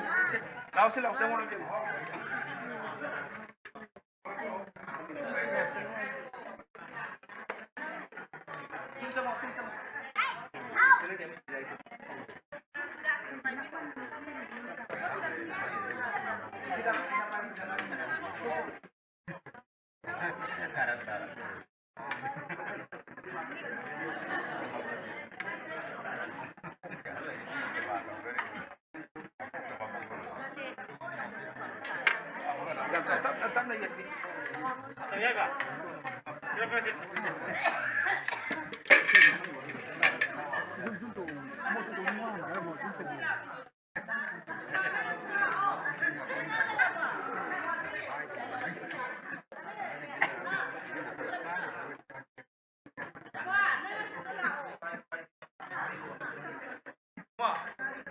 Kamera.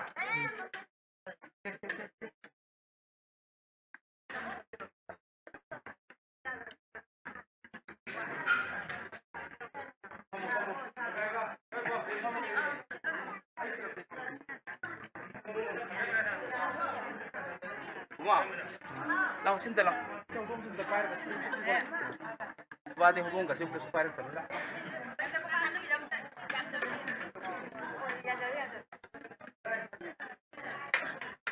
Si ha ba.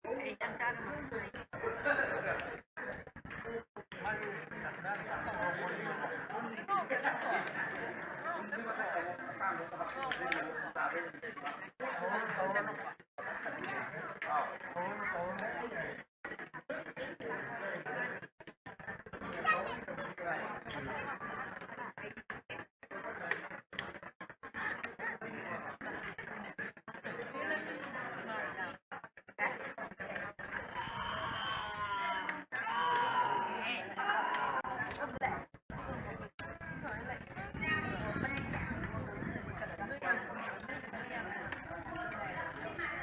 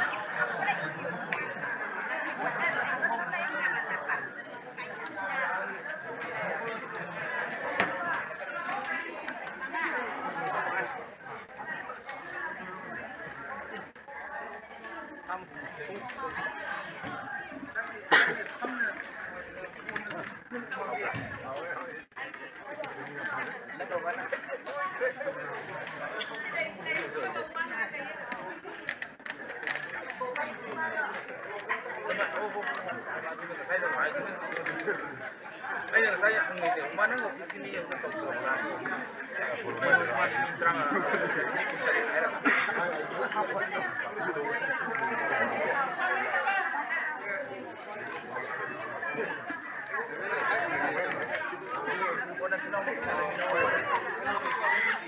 Ada. Jaiko mau ya mau.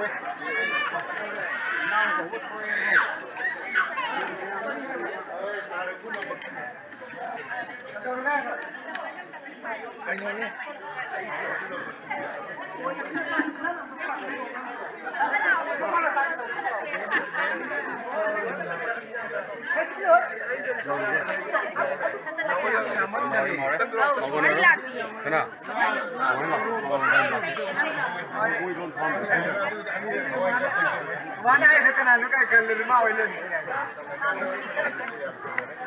Nani ku Manila ko. Nani ku ya mana. Oh, no. Itu datang ay. Sestara yang mana.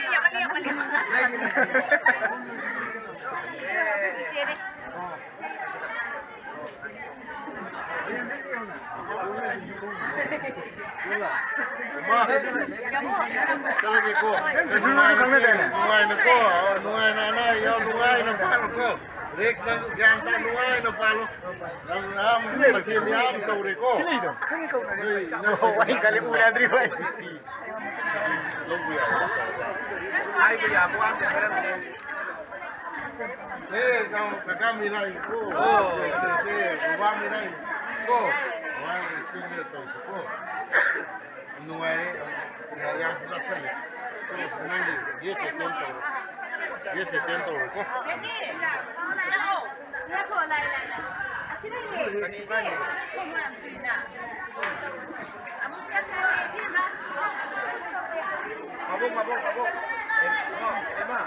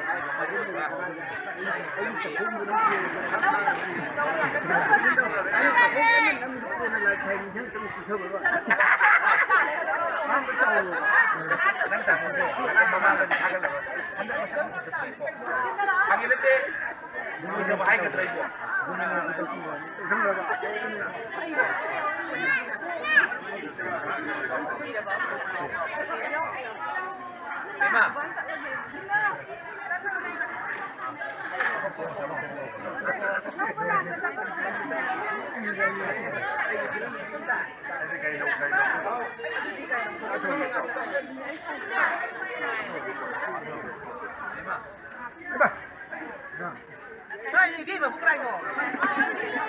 Nào ơn nè. Ôi chị đi à. Lại cái lòng.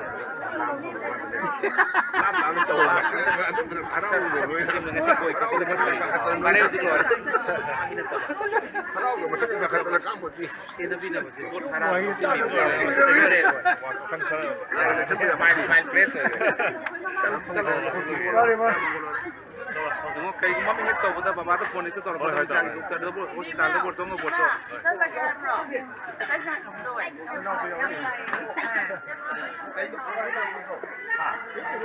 Apa sih kalau kita buat itu mấy lâu rồi.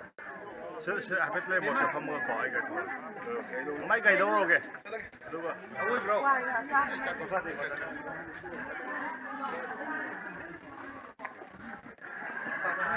cái đây ấy sao đi phật rau đây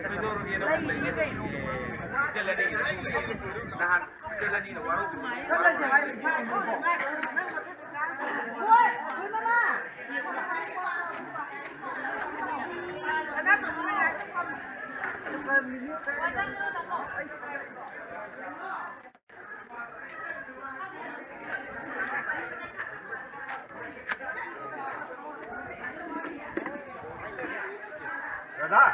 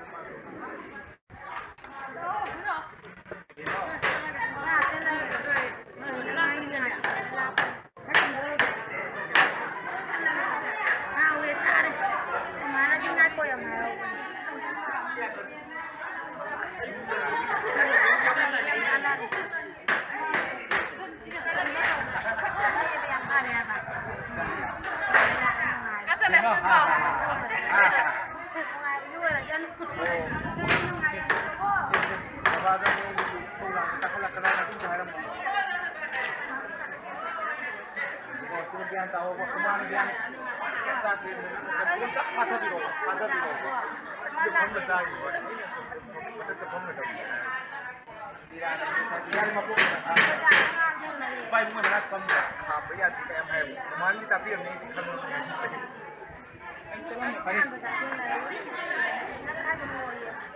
cái nồi ấy xong ra thì cái đồng này khăn cho cái này nó như là chả đến đâu gì mà cái này ra bao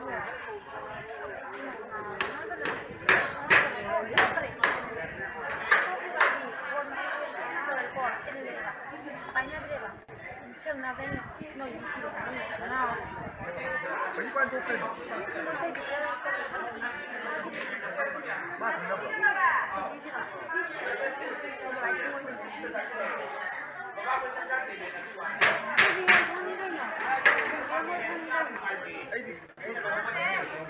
ăn quay mà pam lắm đấy à quay mình đi mà nhưng mà cũng không làm được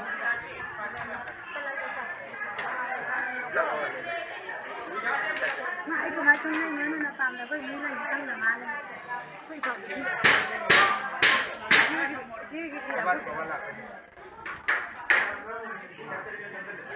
Hello.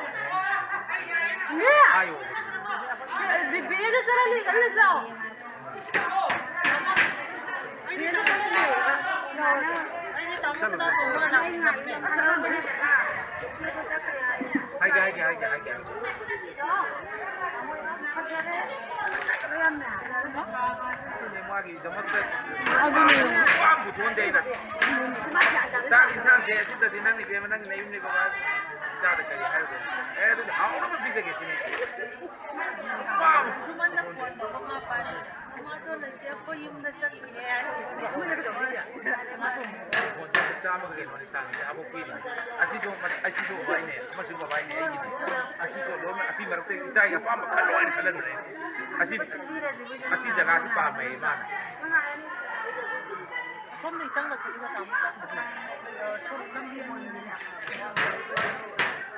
Asina, koi ta kare nei nang nei tu ai ngang tu khung chani ne adeka asina tera bata le Ni koi na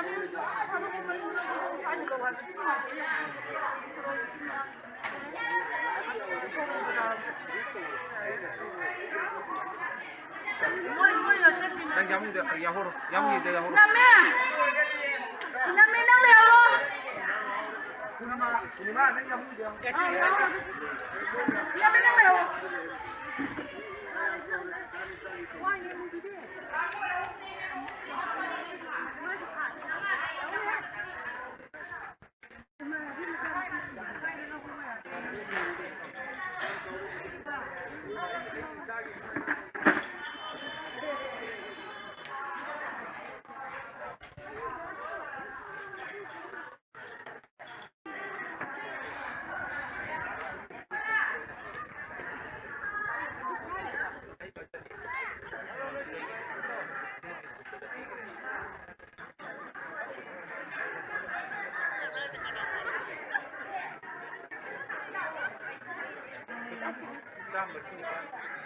Muchas cadenas. Bye.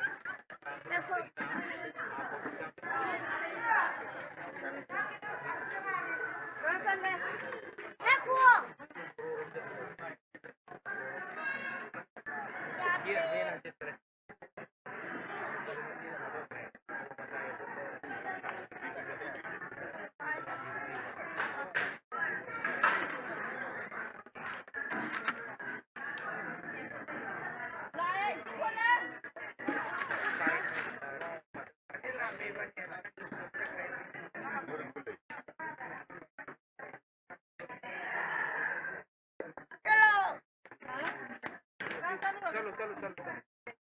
Apo po kurang belau yang tadi. Saya kira dong tu ini ko. Tak kira mam.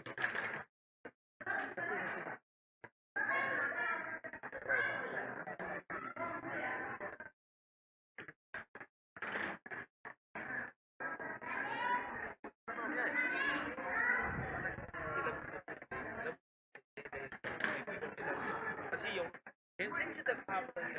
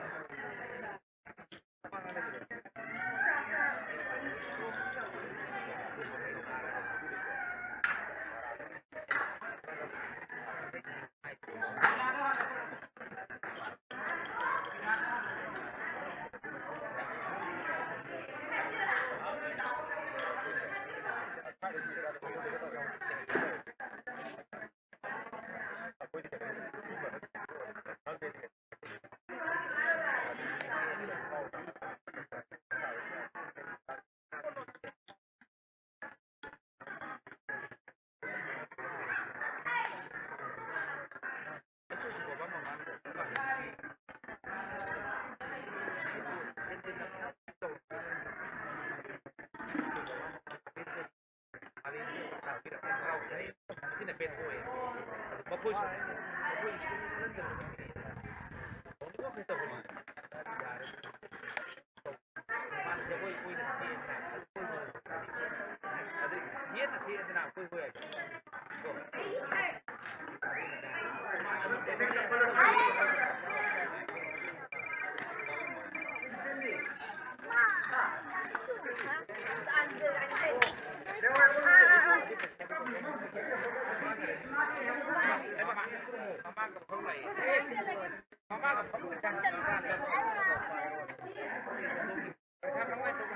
itu sini si Maki bisa sini semua di sana bubuk sih di bukit sini si Maki kan dia mau ke dari itu dia ningo ada pakai itu apa ayo tadi 21 ayo Gao la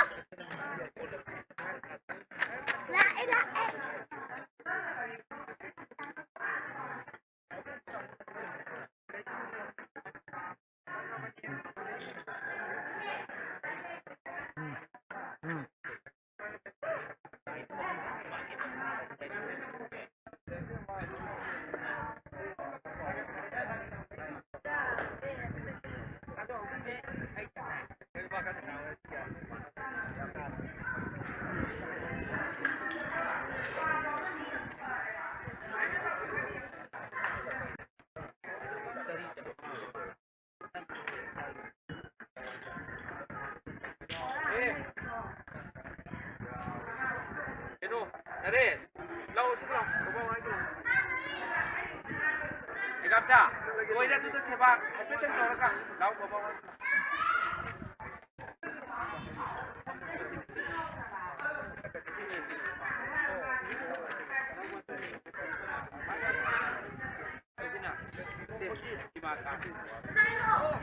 चल लगे Itu pun yang hari kan.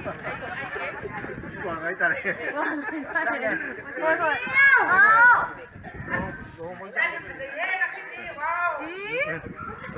Ay masih malaga lah ini mah mandi ya kasi. Padahal mangal na foto kayo kapro. Ay halam mo. Ito ini. Nana kumain sa basa kaya mo. Apa tu? Ati ngarang ko ang bagyo kan ang ko kita na ito ko. Mo ni mo ba nolak ko. Ako na ako niya. Ako na tami si ako na sa lapag na. Ako ka pa ko ni. La ko ga mo. Ilo ko na mo sige. Nga kung tara ko lang. Kasi si Noy ka mo sin doon ay yung dyan. Ay sure ko tong beso mo. Si Noy ka mo sin doon ay yung dyan. Claro.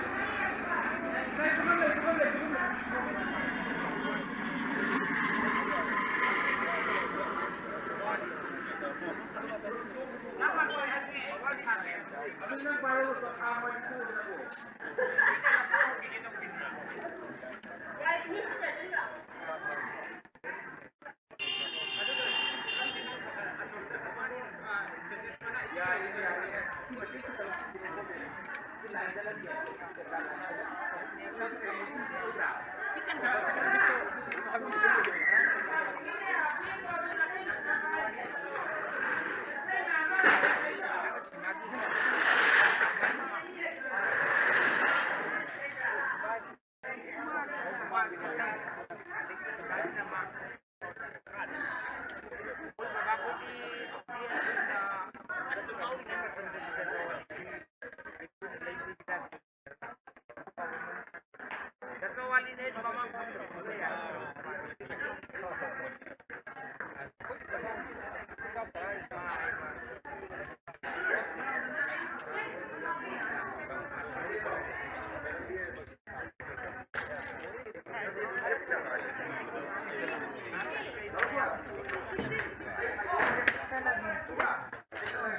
Yes, 16.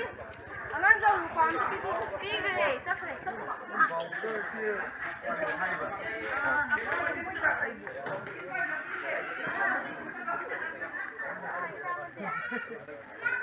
ꯑꯗꯣ ꯑꯩꯅ ꯍꯥꯏꯔꯝꯃꯦꯕ ꯑꯗꯨꯗꯤ ꯑꯩ ꯌꯥꯎꯔꯒꯦ ꯍꯥꯏꯒꯅꯤ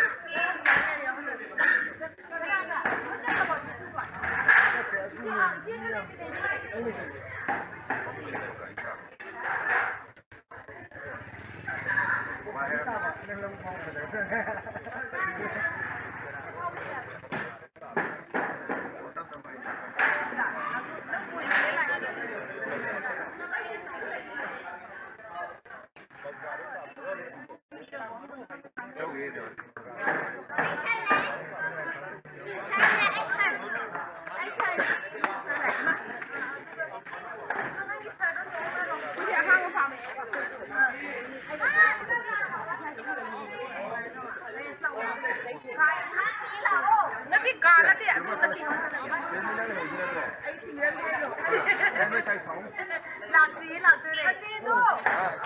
산재는 꼭 어머니지.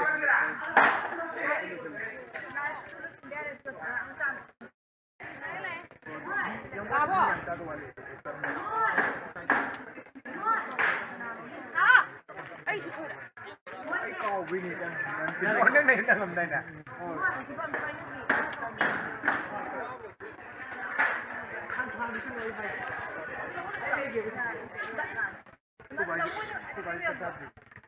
Aduh sikit sih tahu kok.